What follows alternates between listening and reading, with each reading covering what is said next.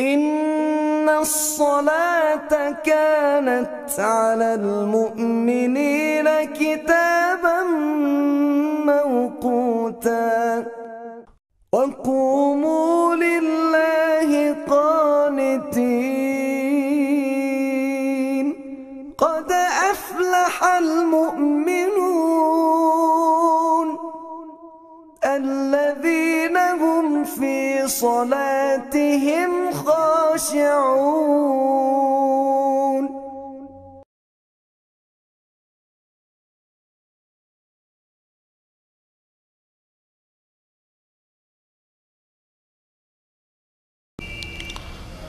السلام عليكم ورحمة الله وبركاته. إن الحمد لله نحمده ونستعينه ونستغفره ونعوذ بالله من شرور أنفسنا ومن سيئات أعمالنا من يهده الله فلا مضل له ومن يضلله فلا هادي له وأشهد أن لا إله إلا الله وحده لا شريك له وأشهد أن محمدا عبده ورسوله.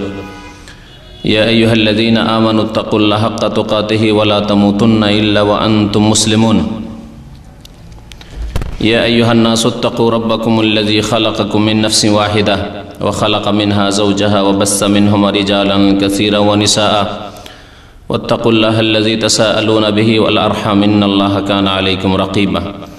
يا أيها الذين آمنوا اتقوا الله وقولوا قولا سديدا يصلح لكم أعمالكم ويغفر لكم ذنوبكم ومن يطع الله ورسوله فقد فاز فوزا عظيما. أما بعد فإن خير الحديث كتاب الله وخير الهدي هدي محمد صلى الله عليه وسلم وشر الأمور محدثاتها وكل محدثة بدعة وكل بدعة ضلالة وكل ضلالة في النار.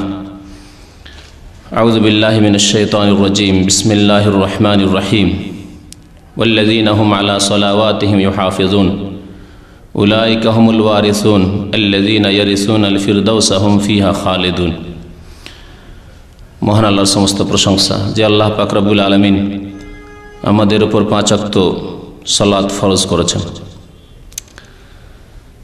এই 5 ওয়াক্ত ফরজ নামাজ সম্পর্কে আল্লাহ পাক কাল কিয়ামতে বিচার দিবসে মুসলিমদের প্রথম হিসাব নেবেন।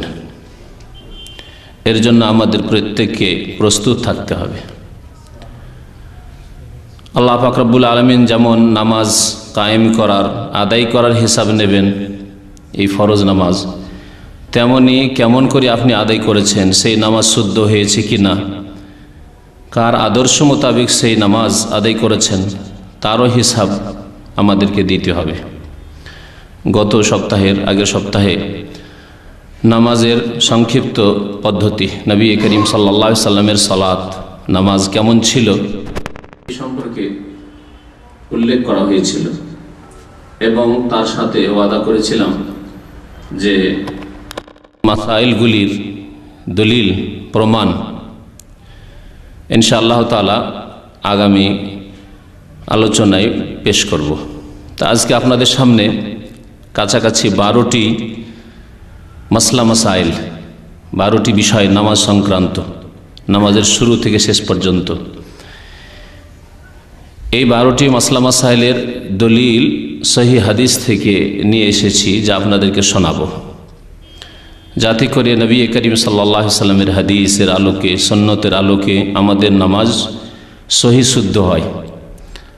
কারণ নামাজ যদি ভুল থাকে, নবী করিম সাল্লাল্লাহু আলাইহি সাল্লামের তরিকায় না হয়, তাহলে কবুল হবে না। যেমন অন্য অন্য ইবাদতও যদি নবী করিম সাল্লাল্লাহু আলাইহি সাল্লামের তরিকা ছাড়া অন্য কোনো তরিকায় হয় বা খেয়াল খুশি হয়, যেমন পারলাম করলাম, তাহলে কবুল হবে না। প্রসিদ্ধ হাদিস শুনিয়েছিলাম, মা আয়েশা রাদিয়াল্লাহু তাআলা আনহা বর্ণনা করেছেন, সহিহ মুসলিমে রয়েছে, মান আমিলা আমালান লাইসা আলাইহি আমরুনা, যে ব্যক্তি কোনো আমল করলো, নামাজ পড়লো, রোজা রাখলো, যাকাত দিল, হজ করলো, উমরা করলো, লাইসা আলাইহি আমরুনা, কিন্তু আমার আদর্শ মোতাবেক না, আমার তরিকা অনুযায়ী নয়। কে বলছেন? রাসূলুল্লাহ সাল্লাল্লাহু আলাইহি সাল্লাম, নবী সাল্লাল্লাহু আলাইহি সাল্লামের তরিকা অনুযায়ী নয়।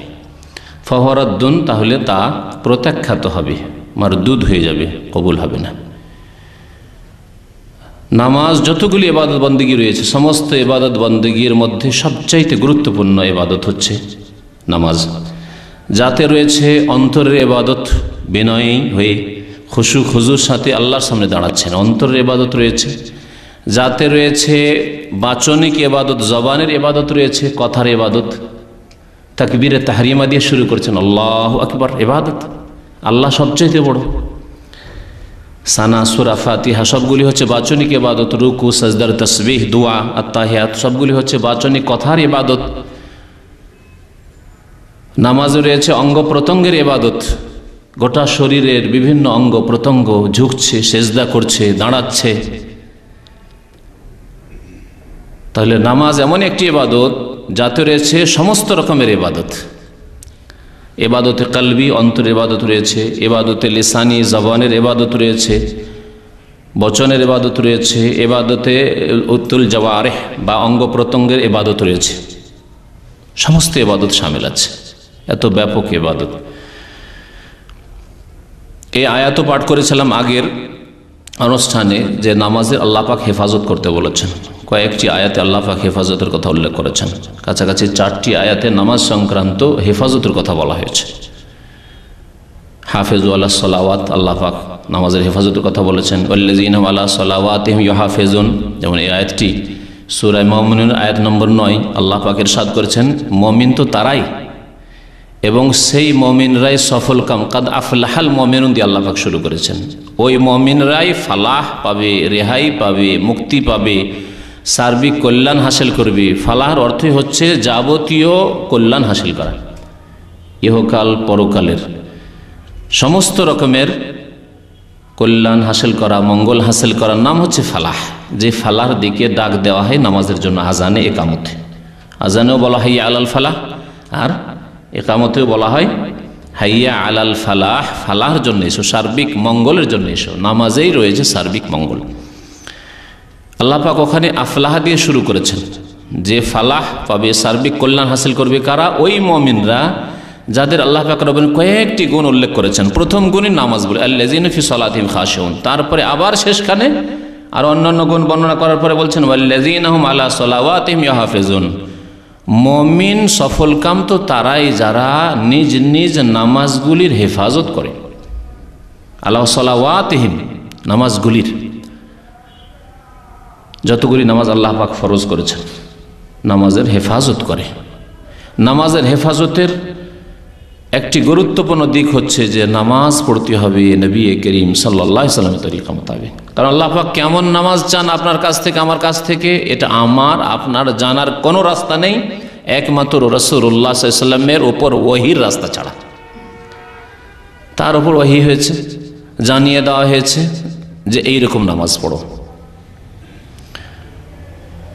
এই মর্মে হয়তো শুনেছেন যে যখন নামাজ মেরাজে ফরজ হলো, তারপরের দিন জিবরাইল আলাইহিস সালাম মক্কায় তশরিফ নিয়ে আসলেন নবী করিম সাল্লাল্লাহু আলাইহি ওয়াসাল্লামের কাছে।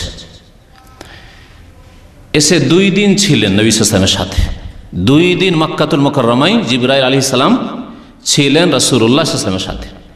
মুওয়াত্তা মালিকের হাদিস হয়েছে আম্মানি জিবরিল ইনদাল বাইত। বাইতুল্লাহর কাছে জিবরিল এসে 2 দিন আমার ইমামত করেছেন। মুক্তাদিকে রাসূলুল্লাহ সাল্লাল্লাহু আলাইহি ওয়াসাল্লাম, ইমামকে জিবরাইল আলাইহিস সালাম।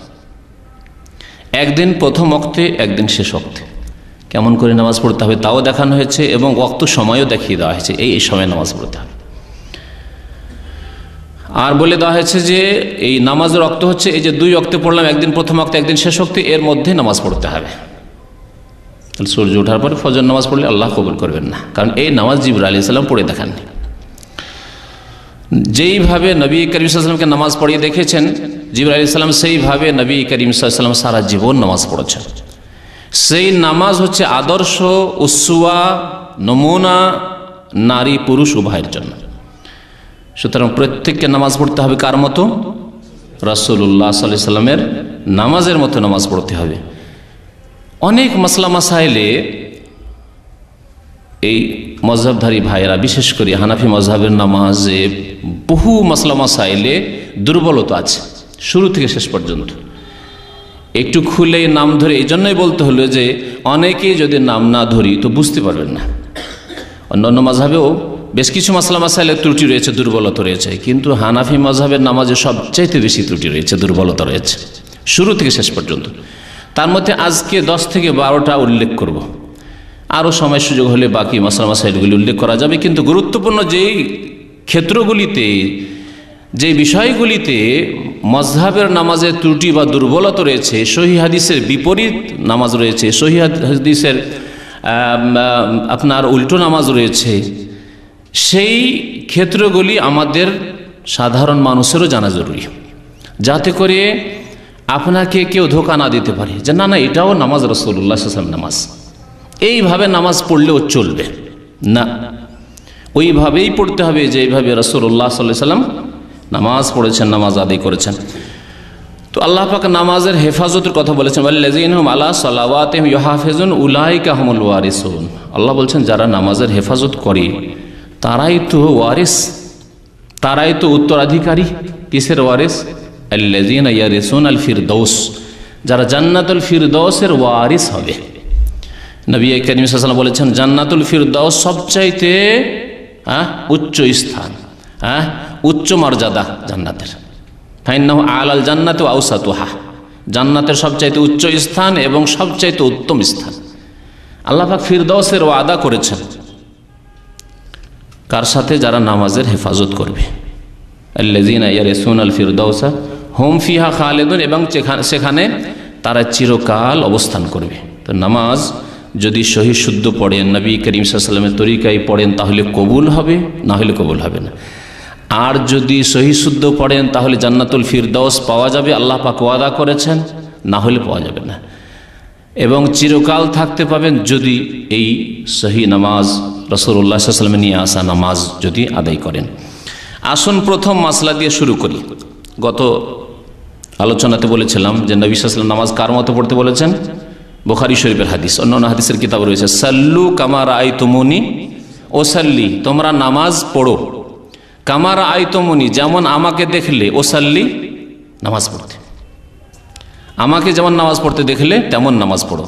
সাহাবায়ে কেরামরা যারা নামাজ পড়তে দেখেছেন রাসূলুল্লাহ সাল্লাল্লাহু আলাইহি ওয়াসাল্লামকে, তারা এই নামাজের বর্ণনা পেশ করেছেন। আমরা দেখিনি না, আমাদের দেখার কোনো উপায় আছে? সাহাবায়ে কেরাম ছাড়া কেউ দেখেনি রাসূলুল্লাহ সাল্লাল্লাহু আলাইহি ওয়াসাল্লামকে নামাজ পড়তে।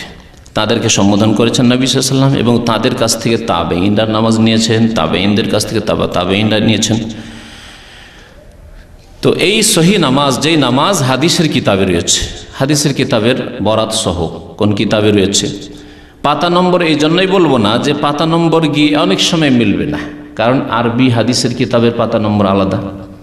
আবার আরবি কিতাবের মধ্যে একটি কিতাব আছে ভাষ্য সহ, মানে ব্যাখ্যা সহ, আরেকটি বিনা ব্যাখ্যা রয়েছে, যেমন বুখারী শরীফ। তাহলে ব্যাখ্যা সহ যে কিতাব রয়েছে সহিহ বুখারীর, যেমন ফতুল বারী 12 খণ্ডে রয়েছে, কিন্তু এমনি বুখারী তো 1 খণ্ডও থাকতে পারে। ভারত, পাকিস্তানে, বাংলাদেশে যে বুখারী পাওয়া যায় সেটা 2 খণ্ডে। তাহলে পাতা নম্বর দিয়ে কোনোদিন মিলবে না। বাংলা বুখারী আমার জানা মতে 5 জন অনুবাদকের বুখারী ছেপেছে। তাহলে কোনটারই পাতা নম্বর দেব? পাতা নম্বর দিয়ে পাওয়া মুশকিল। এমনকি হাদিসের নম্বরগুলি দিতেও আগপিছ হয়েছে। কোনো যারা নম্বর দিয়েছেন হাদিসগুলোর, তাদের কেউ আবার সনদগুলিরও নম্বর দিয়েছেন। একটা হাদিস হয়তো, মানে বিষয়বস্তু একটি হাদিসের, কিন্তু 2-3টি সনদ এসেছে, 2-3টা নম্বর দিয়েছেন। নম্বরের ক্ষেত্রেও কম বেশি হয়ে গেছে। সুতরাং হাদিস কোন কিতাবে আছে এতটাই সাধারণ মানুষের জন্য জেনে নেওয়া যথেষ্ট। আর নবী করিম সাল্লাল্লাহু আলাইহি ওয়াসাল্লামের সহিহ হাদিসে যদি থাকে তাহলে শির নত করে একবার উদার অন্তর নিয়ে মেনে নিতে হবে, বিনা কোনো দ্বিধাদ্বন্দ্বে। যেমন আল্লাহ পাক হুকুম করেছেন ওয়ায়ুসাল্লিমু তাসলিমা, চোখ বন্ধ করে মেনে নেবে, মনে কিঞ্চিত পরিমাণ দ্বিধাদ্বন্দ্ব হবে না। সুম্মা লা ইয়াজিদু ফি আনফুসিহিম হারাজাম মিম্মা কাযাইতা ওয়া ইউসাল্লিমু তাসলিমা, আল্লাহ পাক বলেছেন। না হলে মুমিন হতে পারবে না। আয়াত বড় লম্বা আছে, সে আয়াতটি পুরো উল্লেখ করলাম না। আসল বিষয়ের দিকে আসি। প্রথম বিষয় হচ্ছে যে নামাজ শুরু করবেন কোথা থেকে, এগুলি কথা বলা হয়েছে। নামাজ শুরু করবেন কোথা থেকে?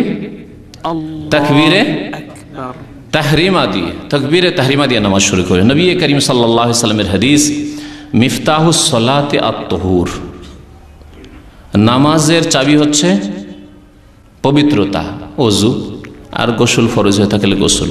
ও তাহরিমা তাকবীর, আর নামাজের তাহরিমা হচ্ছে তাকবীর, অর্থাৎ আল্লাহু আকবার দিয়ে নামাজ শুরু করতে হবে।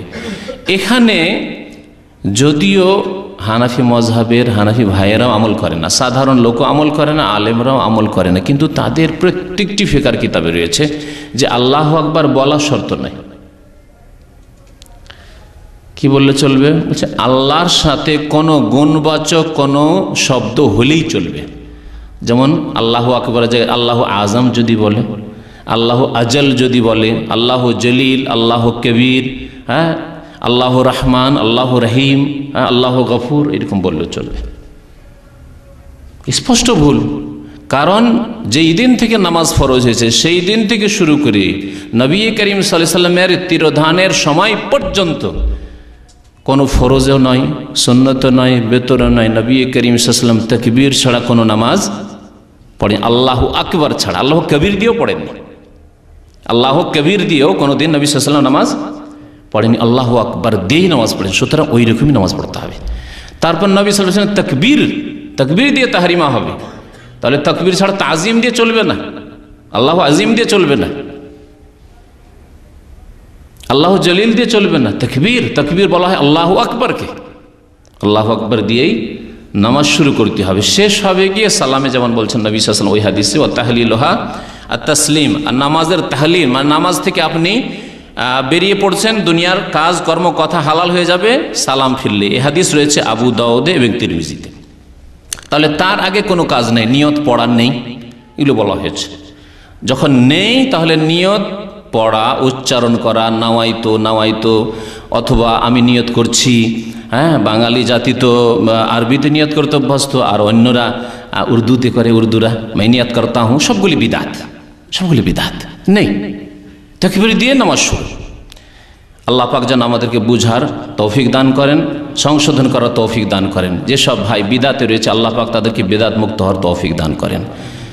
আশা করছি তাদের কাছে যে তারা গোঁড়ামি না করে আর সত্য কথা, হক কথা মানতে যেন কোনো রকমের দুনিয়াবি বাধা না হয়। আল্লাহ পাক যেন নবী সাল্লাল্লাহু আলাইহি ওয়াসাল্লামের নামাজ সবাইকে আদায় করার তৌফিক দান করেন। তারপরে নামাজ যখন শুরু করতে হবে তখন হাত উঠাতে হবে, যাকে বলে রাফউল ইয়াদাইন। হাত কত দূর পর্যন্ত উঠাইতে হবে এই ক্ষেত্রে দুইটি হাদিস রয়েছে, দুইটি হাদিস আপনাদেরকে শোনাই। সুতরাং দুইটি জায়েজ রয়েছে। একটি হাদিস হচ্ছে ওয়াইল বিন হুজর রাদিয়াল্লাহু তাআলা আনহু, যে হাদিস রয়েছে সহিহ মুসলিমে। বলছেন আন্নাহু রাআন নবী সাল্লাল্লাহু আলাইহি ওয়াসাল্লাম রাফা ইয়াদাইহি না দাখালা ফিস সালাত, যখন নামাজে প্রবেশ করলেন তখন হাত উঠালেন, কাব্বারা তাকবীর দিয়ে হাত উঠালেন। আর হাম্মাম একজন বর্ণনাকারী বলছেন হেয়ালা উজনাইহি, দুই কানের কাছাকাছি। তাহলে দুই কানের কাছাকাছি উঠার এই হাদিস আসলো।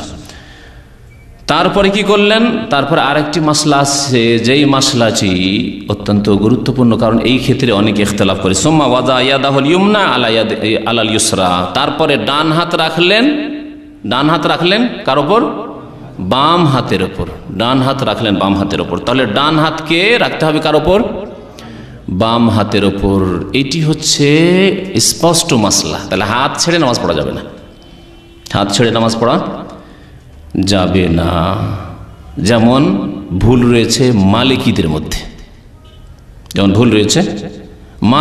মধ্যে, আহলে সুন্নাতের ভুলের কথা বলছি, বাকি শিয়াদের বা অন্যদের ভুল, যারা এই আকীদাতি পথভ্রষ্ট তাদের কথা আমাদের উল্লেখ করা প্রয়োজনই নেই। কিন্তু যারা আহলে সুন্নাত ওয়াল জামাত, তাদের মধ্যে যে সহিহ হাদিস বিরোধী আমল আছে নামাজের ক্ষেত্রে, কমপক্ষে তার সংশোধন হওয়া জরুরি। কারণ তাদের আকীদা সহি থাকা সত্ত্বেও যদি নামাজে ভুল হয় তো মহা মুশকিল রয়েছে। তো নামাজ হাত ছেড়ে পড়া যাবে না। যেমন মালিকি সাধারণত আফ্রিকা দেশে বাস করে, তো আফ্রিকান লোকদের দেখা যায় অনেককে যে হাত ছেড়ে নামাজ পড়ে। এই হাত ছেড়ে নামাজ পড়ার নেই, এটা তো মালিকিরা করে। কিন্তু আমাদের দেশের প্রখ্যাত বক্তা এবং তাদের এক বড় হুজুর, ওই বড় হুজুরের নামটা বলে দিচ্ছি, মনজুর নওমানি সাহেব, তার একটি উর্দুতে তর্জমা করেছেন একটি হাদিস সংকলন করেছেন। ভারতের একজন বড় আলেম হানাফি মজহাবের। কিতাবের নাম হচ্ছে মারিফুল হাদিস, অনেকে শুনেছে হয়তো। মারিফুল হাদিস উর্দুতে তর্জমা করেছে, বিভিন্ন মাসলা মাসাইলের হাদিসগুলি নিয়ে এসেছে। আর তর্জমা করার পরে নিজের প্রত্যেকটি মাসলাতে টিকা চড়িয়েছে। আর টিকা চড়িয়ে যতগুলি মাসলায় ইখতিলাফ রয়েছে, মানে মতানৈক্য রয়েছে ওলামা কিরামদের, ফুকাহা কিরামের, তিনি করেছেন কি, যেহেতু তিনি একটু জামাত ইসলামী ঘেঁষা ছিলেন, আর জামাত ইসলামীদের কাজ হচ্ছে সব ঠিক, এটাও ঠিক ওইটাও ঠিক, অসুবিধা নেই, হ্যাঁ, তাদের তরিকা এটা। মানে অন্য মুকাল্লিদরা যে একেবারে গোড়া না এটাই করব, যেমন অন্যান্য মুকাল্লিদরা রয়েছে তারা এটাই করব ধরে আছে শক্ত, তার চেয়ে একটু হালকা হয়েছে, কিন্তু সহি হাদিসের আমল করতে দেয়নি। এই কথা চিহ্নিত করেনি না সহি হাদিসে এটা, সুতরাং এইরকম করে নামাজ পড়তে হবে না, ওটা শিখায়নি। আবার গর্ত থেকে গর্তের এক কিনারে রেখে দিচ্ছে, এই উদাহরণ ঠিক ফিট হবে এই মারিফুল হাদিসের উপর, এটাও ঠিক ওইটাও ঠিক। অর্থাৎ আপনি যদি বুকে হাত বাঁধেন তবুও ঠিক, নাভির নিচে হাত বাঁধেন তবুও ঠিক, হাত ছেড়ে নামাজ পড়ে তবুও ঠিক। একেবারে এইভাবে আজকে থেকে 10 বছর আগে আমাদের ইসলামিক সেন্টারে মারিফুল হাদিস বিক্রি হইত। আমরা প্রথম যখন আসলাম, তো আমাদের উর্দু যে দায়ী ভাই আছে উনি হয়তো খেয়াল করেনি, আমি দেখলাম যে মুশকিল ব্যাপার, প্রত্যেকটা মাসলা এটাও ঠিক ওইটাও ঠিক। তো এইটি আমরা তো এর প্রচার করতে আসিনি, আমরা তো সঠিকটার প্রচার করব। তখন আমি রিপোর্ট দিয়ে বন্ধ করালাম যে এই কিতাব দিয়ে লাভ হবে না, কারণ সহি যেটা সেটা পাবে না মানুষ, দুর্বলটাও ঠিক আর সবলটাও ঠিক, এইরকম শিক্ষা দিয়েছে। ওই কিতাবই পড়ে হয়তো ওই বড় বক্তা সাহেব, আশা করি বুঝতে পারছেন, তিনি এক বক্তব্য উত্তর দিচ্ছেন যে অসুবিধা নাই, নামাজে সবটাই চলবে, বুকে হাত বাঁধাও চলবে, নাভির নিচেও চলবে, হাত ছেড়ে নামাজ পড়া চলবে। তারপর আবার মিথ্যা রচনা করছে যে নবী সাল্লাল্লাহু আলাইহি ওয়াসাল্লাম নাকি হাত ছেড়ে নামাজ পড়েছেন, একেবারে ডাহা মিথ্যা কথা। একটিও হাদিস দিতে পারবেন না যে নবী সাল্লাল্লাহু আলাইহি ওয়াসাল্লাম জীবনে হাত ছেড়ে নামাজ পড়েছেন। হাত নাভির নিচে পড়েছেন এর জয়ীফ দুর্বল হাদিস রয়েছে, কিন্তু হাত ছেড়ে নামাজ পড়েছেন এর কোনো প্রমাণ নেই। তাহলে এই মাসলা আমরা জানতে পারলাম যে হাত বেঁধেছেন, ডান হাত, হাদিসের শব্দ শোনেন, সহিহ মুসলিমের হাদিস, সুম্মা ওয়াজা ইয়াদাহুল ইয়ুমনা আলাল ইউসরা, ডান হাত বামের ওপর রাখলেন, রেখে তাহলে বাঁধলেন, ছেড়ে নয়, এভাবে নামাজ পড়তে হবে। কোথায় বাঁধতে হবে সেই মাসলা আসছে আর একটা, এখানেও সহি বাঁধা বাঁধতে হবে, যেভাবে নবী করিম সাল্লাল্লাহু আলাইহি ওয়াসাল্লাম নামাজ পড়েছেন।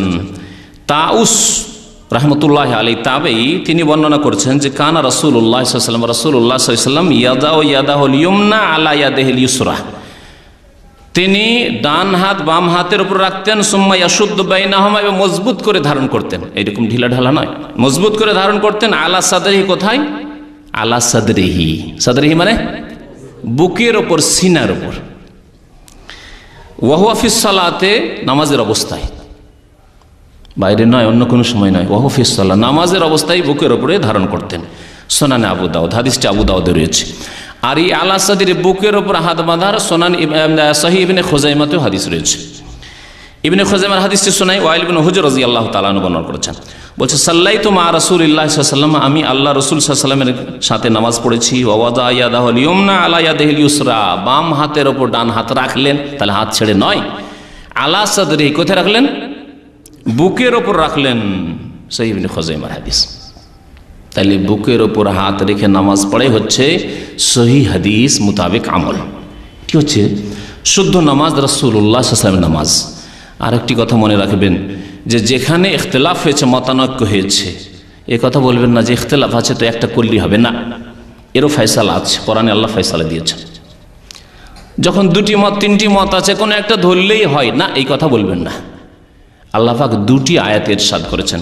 একটি আয়াত রয়েছে ফাইন তানাজাতুম ফি শাইইন ফারুদ্দুহু ইলাল্লাহি ওয়ার রাসূল, তোমাদের মাঝে যদি মতনৈক্য হয়, বিবাদ হয়, ইখতিলাফ হয়, দুটি মত তিনটি মত হয়, নানা মত হয়, তাহলে কি করতে হবে? ফারুদ্দুহু, এই বিচার ফিরিয়ে দাও কার কাছে? ইলাল্লাহি, আল্লাহর দিকে, এবং রাসূল, রাসূলের দিকে। ইন কুনতুম তুমিনুনা বিল্লাহি ওয়াল ইয়াউমিল আখির, যদি তোমাদের আল্লাহর প্রতি ঈমান থাকে আর আখিরাতে ঈমান থাকে, তাহলে তোমরা বিচার কোথা থেকে নেবে? আল্লাহ এবং রসুলের নিকট থেকে নেবে। তোমরা এই কথা বলবে না যে এটাও চলে ওটাও চলে না, তাহলে এই তরিকা ঠিক নয় যে জয়ীফ সহিহ সবই চলে না। আল্লাহ পাক ফয়সালা নিতে বলেছেন আল্লাহ এবং রসুলের কাছে। রাসূলুল্লাহ হাদিসে ফয়সালা পেয়ে গেলেন যে সাদরে বুকে হাত বাঁধতে হবে। আরেকটি আয়াতে আল্লাহ পাক ইরশাদ করেছেন, ওমাখতালাফতুম মিন শাইইন, যে কোনো ব্যাপারে তোমাদের ইখতিলাফ হোক না কেন, মতানৈক্য হোক না, হতেই পারে, মতানৈক্য হতে পারে। নবী সাল্লাল্লাহু আলাইহি ওয়াসাল্লামের জামানায় সাহাবায়ে কেরামদের ইখতিলাফ হয়েছে, তখন ফয়সালা নিয়েছেন কোথায় গিয়ে? নবী সাল্লাল্লাহু আলাইহি ওয়াসাল্লামের কাছে গিয়ে নবী সাল্লাল্লাহু আলাইহি ওয়াসাল্লাম যা বলেছেন মেনে নিয়েছেন। তার ইন্তেকালের পরে ইখতিলাফ হয়েছে, খোঁজ করেছেন তাহলে সহিহ হাদিসে কি আছে, নবী সাল্লাল্লাহু আলাইহি ওয়াসাল্লাম এই ক্ষেত্রে কি বলেছেন বা কি করেছেন, এইভাবে ফয়সালা নিয়েছেন। তার ওয়ামাখতালাফতুম মিন শাইইন, যে কোনো ব্যাপারে তোমাদের যদি ইখতিলাফ হয়, ফাহুকমুহু, তার হুকুম ফয়সালা কোত্থেকে নেবে? ইলাল্লাহ, আল্লাহর কাছে। আল্লাহর কাছ থেকে কোরআনের ওহী এসেছে এবং রাসূলুল্লাহ সাল্লাল্লাহু আলাইহি ওয়াসাল্লামের যে হাদিস এসেছে তাও ওহী। কোরআনে না পেলে হাদিস থেকে ফয়সালা নিতে হবে। তাহলে এই মাসলাগুলি হয়ে গেল, প্রায় দুটি মাসলা হয়ে গেল। আর একটি মাসলা হচ্ছে জায়নামাজের দোয়া পড়ার মাসলা, বলেছিলাম না? জায়নামাজের কোনো দোয়া আছে? জায়নামাজের দোয়া কখন পড়ে? তাকবীরের আগে না পরে? হানাফি ভাইরা তাকবীরের আগে দুটি বা তিনটি করে বলেছে, ওদিকে আর যাচ্ছি না। নিয়ত পড়া আর জায়নামাজের দোয়া পড়া। এই জায়নামাজের দোয়া বলে যে দোয়াটি পরিচিত হানাফি সমাজে, ইন্ডিয়া, বাংলাদেশ, পাকিস্তানে, সেই দোয়াটি হচ্ছে ইন্নী ওয়াজ্জাহাতু ওয়াজহিয়া লিল্লাযী ফাতারাস সামাওয়াতি ওয়াল আরদ। এই দোয়াটি হাদিসে আছে, কিন্তু জায়নামাজের দোয়া নাই।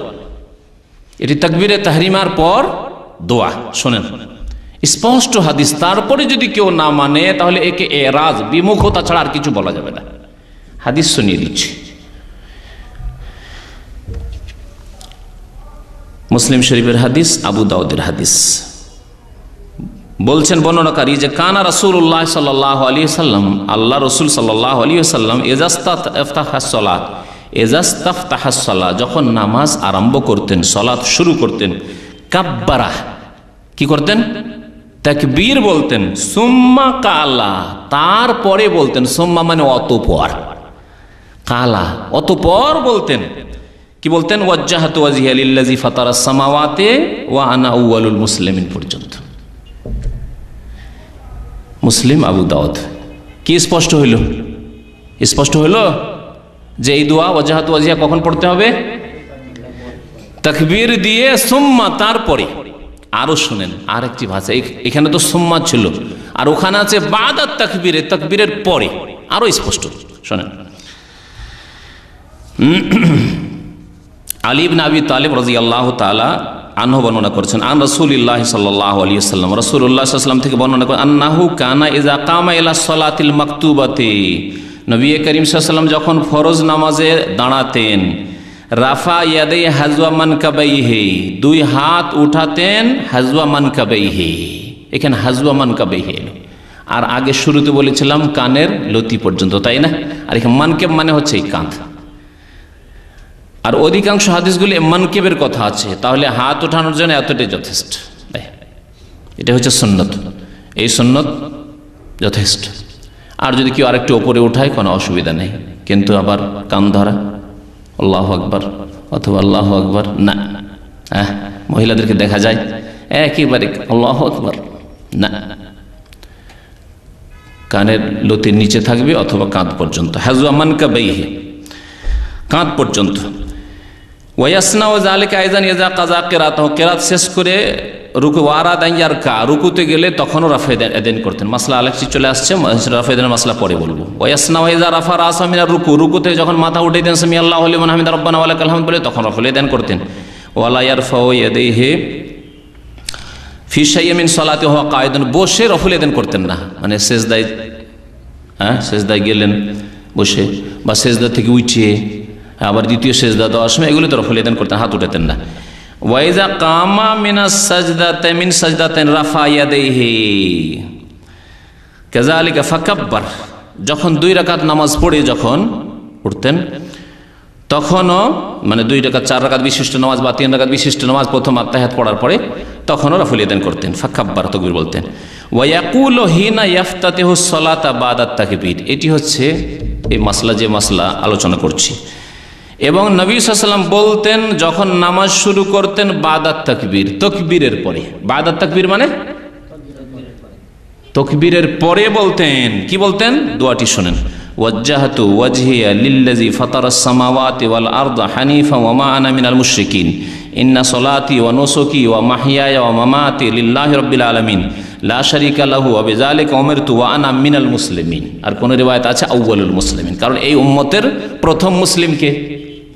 রাসূলুল্লাহ সাল্লাল্লাহু আলাইহি সাল্লাম। আউয়াল মুসলিমিন, কিন্তু আমি আপনি না আউয়াল মুসলিম বলবেন না, বলা ঠিক হবে না, বলতে হবে আনা মিনাল মুসলিম, আমি মুসলিমদের একজন। তারপরে আরো কিছু দোয়া পড়তেন ওর সাথে, আল্লাহুম্মা আনতাল মালিক লা ইলাহা ইল্লা আনতা সুবহানাকা আনতা রাব্বি ওয়া আনা আবদুকা যালামতু নাফসি ওয়া আতারাফতু বিযামবি ফাগফিরলি যুনুবি জামিআন ইন্নাহু লা ইয়াগফিরু যুনুবা ইল্লা আনতা ওয়াহদিনি লি আহসানিল আখলাক লা ইয়াহদি লি আহসানিহা ইল্লা আনতা ওয়াসরিফ আন্নি সাইয়্যাহা লা ইয়াসরিফ আন্নি সাইয়্যাহা ইল্লা আনতা লাব্বাইক ওয়া সা'দাইক ওয়া আনা বিকা ওয়া আলাইকা ওয়া ইলাইকা ওয়া লা মানজা মিনকা ওয়া লা মালজা ইল্লা ইলাইক আস্তাগফিরুকা ওয়া আতুবু ইলাইক। তিরমিজি ক্বালা হাযা হাদিসুন হাসানুন সহিহ। এই হাদিসটি হাসান, অত্যন্ত সুন্দর এবং সহিহ। তাহলে এই হাদিস দ্বারা স্পষ্ট হইল যে ওয়াজ্জাহতু ওয়াজহিয়া এই দোয়া কখন পড়তে হবে? বাদাত তাকবীরে। আগের হাদিসে এসেছে মুসলিম শরীফে সুম্মা, অতঃপর তাকবীরের পরে, একই অর্থ। তাহলে তাকবীরের আগে যদি কেউ ওয়াজ্জাহতু ওয়াজহিয়া পড়ে যায় নামাজের দোয়া সুন্নাত হবে না বিদআত হবে? হাদিসের মোতাবেক আমল হবে না হাদিসের বিরোধিতা হবে? বিরোধিতা হবে। হাদিসের বিরোধিতা করে নামাজ পড়বেন। আল্লাহ পাক বুঝার যেন তৌফিক দান করেন, সংশোধনের যেন তৌফিক দান করেন।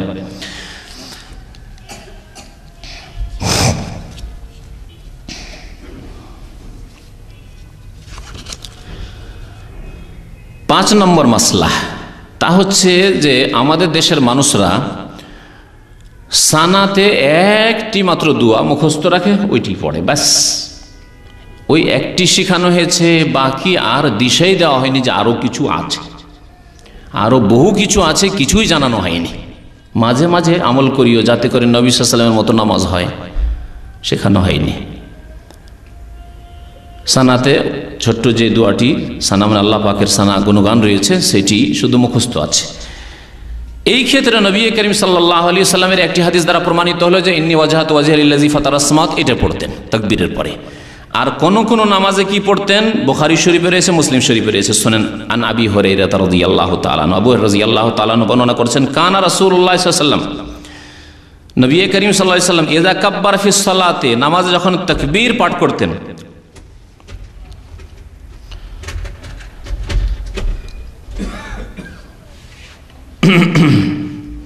নবী সাল্লাল্লাহু আলাইহি ওয়াসাল্লাম যখন নামাজে তাকবীর পাঠ করতেন, সাকাতা হুনাইহাতান, অল্প কিছুক্ষণ নীরব থাকতেন।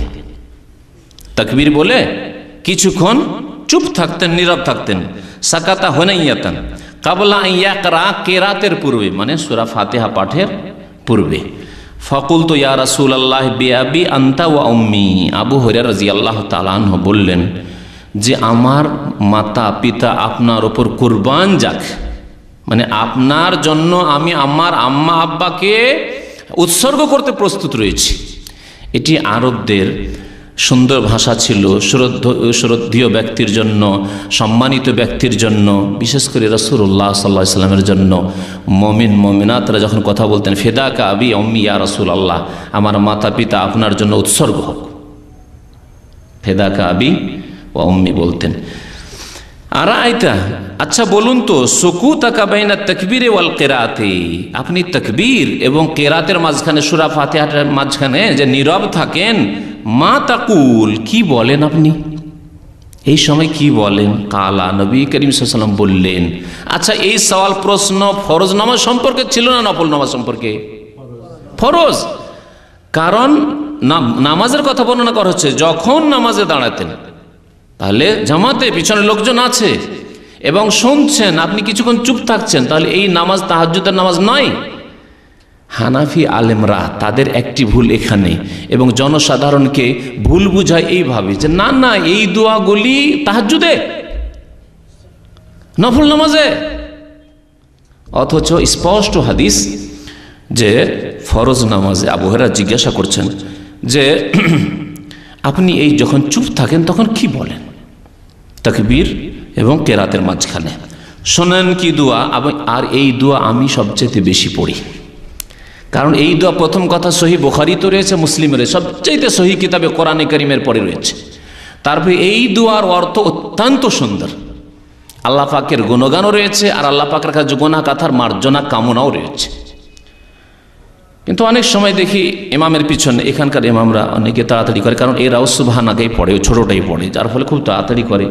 তো হয়তো সম্ভব না হলে তখন ওটাও পড়ি, কারণ ওটাও হাদিসে রয়েছে। সবগুলির ওপরে যাতে করে আমল হয়ে যায়। আমার নিজের নামাজ হলে সুন্নত নামাজ, অন্য নামাজ রয়েছে, নফল নামাজ, বেতন নামাজ, আমি বড়গুলি পড়ি যাতে করে নবী সাল্লাল্লাহু আলাইহি ওয়াসাল্লামের সুন্নতগুলির উপর আমল হয়ে যায়। আমার একাকী নামাজ অথবা আমি নিজে ইমামতি করছি, তখন আল্লাহ বাইদ বাই নিজে দোয়াটি এখানে সামনে আছে। আকুল ও নবী সাল্লাল্লাহু আলাইহি ওয়াসাল্লাম বলছেন আমি বলি, তাকবীর এবং কেরাতের মাঝখানে যে চুপ থাকি তাতে বলি আল্লাহুম্মা বাইদ বাইনি ওয়া বাইনা খাতায়ায়া, আল্লাহ আমার মাঝে এবং আমার গুনাহ খাতার মাঝে দূরত্ব তৈরি করে দাও। কামা বা'আদতা বাইনাল মাশরিকি ওয়াল মাগরিবি, যেমন তুমি দূরত্ব সৃষ্টি করেছো পূর্ব পশ্চিমের মাঝে। অর্থাৎ আমার থেকে গুনাহকে কত দূরে রাখো? যত দূরত্ব হচ্ছে পূর্ব পশ্চিমের, মানে গুনাহ যেন আমাকে না পাই কোনোদিন, আমার দ্বারা যেন কোনো গুনাহ না হয়, এত দূরে রাখো গুনাহকে, এবং আমাকে গুনাহ থেকে এত দূরে রাখো, গুনার কাছেও যেন না যাই আমি। তারপরে শুনে আল্লাহুম্মা নাক্কিনি মিন খাতায়া, আল্লাহ আমাকে গুনাহ খাতা থেকে পরিষ্কার পরিচ্ছন্ন করে দাও। কামা ইউনাক্কাস সাওবুল আবিয়াযু মিনাদ দানাস, যেমন সাদা কাপড়কে ময়লা থেকে পরিষ্কার পরিচ্ছন্ন করা হয়। আল্লাহুম্মা গসিলনি মিন খাতায়া, আল্লাহ আমার গুনাহ থেকে আমাকে ধুইয়ে দাও। বিল মায়ে, পানির দ্বারা, ওয়াসালজে, বরফ দ্বারা, ওয়াল বারাদে, আর যে শিলা পাথর, যে বৃষ্টির সাথে শিলা বৃষ্টি হয়, ওই বরফ দ্বারা, ওই বরফের পাথর দ্বারা, একে বারাদ বলা হয় আরবি ভাষায়, বারদ নয় বারাদ। বারাদ মানে হচ্ছে ঠান্ডা, আমাকে বারদ মানে ঠান্ডা লাগছে, আর বারাদ মানে হচ্ছে যে শিলা বৃষ্টি, বৃষ্টির সাথে যে আমাদের দেশে খুব পাথর হয়, ওই পাথর। হাদিস মুত্তাফাকুন আলাইহি, বুখারী মুসলিম শরীফের হাদিস। বলুন তো কেউ কি এই দোয়া পড়েন? কারণ সহি হাদিসের রাস্তা দেখানো হয়নি, ঢেকে রেখে দেওয়া হয়েছে, কোনো কিতাবে উল্লেখ করা হয়নি। আর যদি কখনো পেয়ে যান, জিজ্ঞাসা করেন যে হাদিসে তো পাচ্ছি আল্লাহ বাইদ বাইনি ওয়া বাইনা খাতায়া, তো বড় বড় আলেম উত্তর দেবে, মুকাল্লিদ আলেম উত্তর দেবে যে আচ্ছা ওগুলো নফলে তাহাজ্জুদে, তাহলে কি করে শিখবেন? হ্যাঁ, না তাহাজ্জুদ পড়েন, আর পড়লেও আর মুখস্থ করার সময় কোথায়? এই অবস্থা না, অবশ্যই মুখস্থ করবেন। তারপরে যে প্রসিদ্ধ যে দোয়াটি পড়ি বা পড়েন অনেকেই, বা আমাদের হানাফি ভাইরা পড়েন, এরকম হাম্বলি ভাইরাও পড়েন, সেটিও শোনাচ্ছি আপনাকে। কিন্তু সেটি রয়েছে আবু দাউদ নাসাইতে। হাদিসের যে প্রসিদ্ধ কিতাব, যেগুলিকে আমাদের দেশের আলেম ওলামারা বলে সেহা সিত্তা, মানে 6টি হাদিসকে ওরা সেহা সিত্তা বলে, মানে সহিহ হাদিস, যদিও বুখারী মুসলিম ছাড়া বাকিগুলোতে জয়ীফ হাদিসও রয়েছে। কুতুবুস সিত্তা প্রসিদ্ধ 6টি কিতাব, তার স্তর হচ্ছে এইরকম: বুখারী, মুসলিম, তারপরে আবু দাউদ বা নাসাই, তারপরে তিরমিজি, তারপরে ইবনে মাজাহ। তাহলে এই হাদিস রয়েছে আবু দাউদ নাসাই, বুখারী মুসলিমের পরে যে আবু দাউদ নাসাইর স্থান, সেই দুই কিতাবে রয়েছে এই দোয়া। আন আবি সাইদিন, আবু সাইদ খুদরি রাদিয়াল্লাহু তাআলা আনহু বর্ণনা করছেন যে আন্নান নবী সাল্লাল্লাহু আলাইহি ওয়াসাল্লাম, নবী করিম সাল্লাল্লাহু আলাইহি ওয়াসাল্লাম, কানা ইযা ইফতাতাহা সালাতা, যখন নামাজ শুরু করতেন, কালা বলতেন। এখানে তো বলা হয়নি যে ফরজ নামাজ না সুন্নত নামাজ, যদি করবে এইটাও নফল নামাজে, তাহলে কোথা থেকে নেবেন? ইযা ইফতাতাহা সালাত, যখন নামাজ শুরু করতেন, কখনো কখনো এটাও ফরজে পড়তেন। কালা বলতেন সুবহানাকা আল্লাহুম্মা ওয়া বিহামদিকা ওয়া তাবারাকা ইসমুকা ওয়া তাআলা জাদ্দুকা ওয়া লা ইলাহা গায়রুকা। এটি মুখস্থ আছে, কিন্তু বাকিগুলি কেন মুখস্থ নেই? আর ইন্নী ওয়াজহাতু মুখস্থ আছে, কিন্তু সঠিক জায়গায় পড়েন না, বিদাতি জায়গায় পড়েন, মুখস্থ থেকেও লাভ হয় না। তাহলে 3টি কমপক্ষে দোয়া শুনলেন। এছাড়াও বেশ কিছু দোয়া আছে যেগুলি নবী করিম সাল্লাল্লাহু আলাইহি ওয়াসাল্লাম বিভিন্ন নামাজে পড়তেন। 7 নম্বর বিষয় হচ্ছে সূরা ফাতিহার বিষয়। নামাজে সূরা ফাতিহা পড়তে হবে, নামাজে সূরা ফাতিহা পড়তে হবে, সূরা ফাতিহা ছাড়া নামাজ হয় না, এই বিষয়ে বলা হয়েছে। হাদিস শুনে আপনাদেরকে। ওবাদা ইবনে সামিত রাদিয়াল্লাহু তাআলা আনহু বর্ণনা করেছেন, আন্না রাসূলুল্লাহ সাল্লাল্লাহু আলাইহি ওয়াসাল্লাম কাল, আল্লাহ রাসূল সাল্লাল্লাহু আলাইহি ওয়াসাল্লাম ইরশাদ করেছেন, লা সালাতা লিমান লাম ইয়াকরা বিফাতিহাতিল কিতাব, কোনো নামাজ নেই, লা সালাতা কোনো নামাজ নেই, লিমান ওই ব্যক্তির, লাম ইয়াকরা পড়ে না, বিফাতিহাতিল কিতাব সূরা ফাতিহা, الحمد لله رب العالمين الرحمن الرحيم مالك يوم الدين إياك نعبد وإياك نستعين اهدنا الصراط المستقيم صراط الذين أنعمت عليهم غير المغضوب عليهم ولا الضالين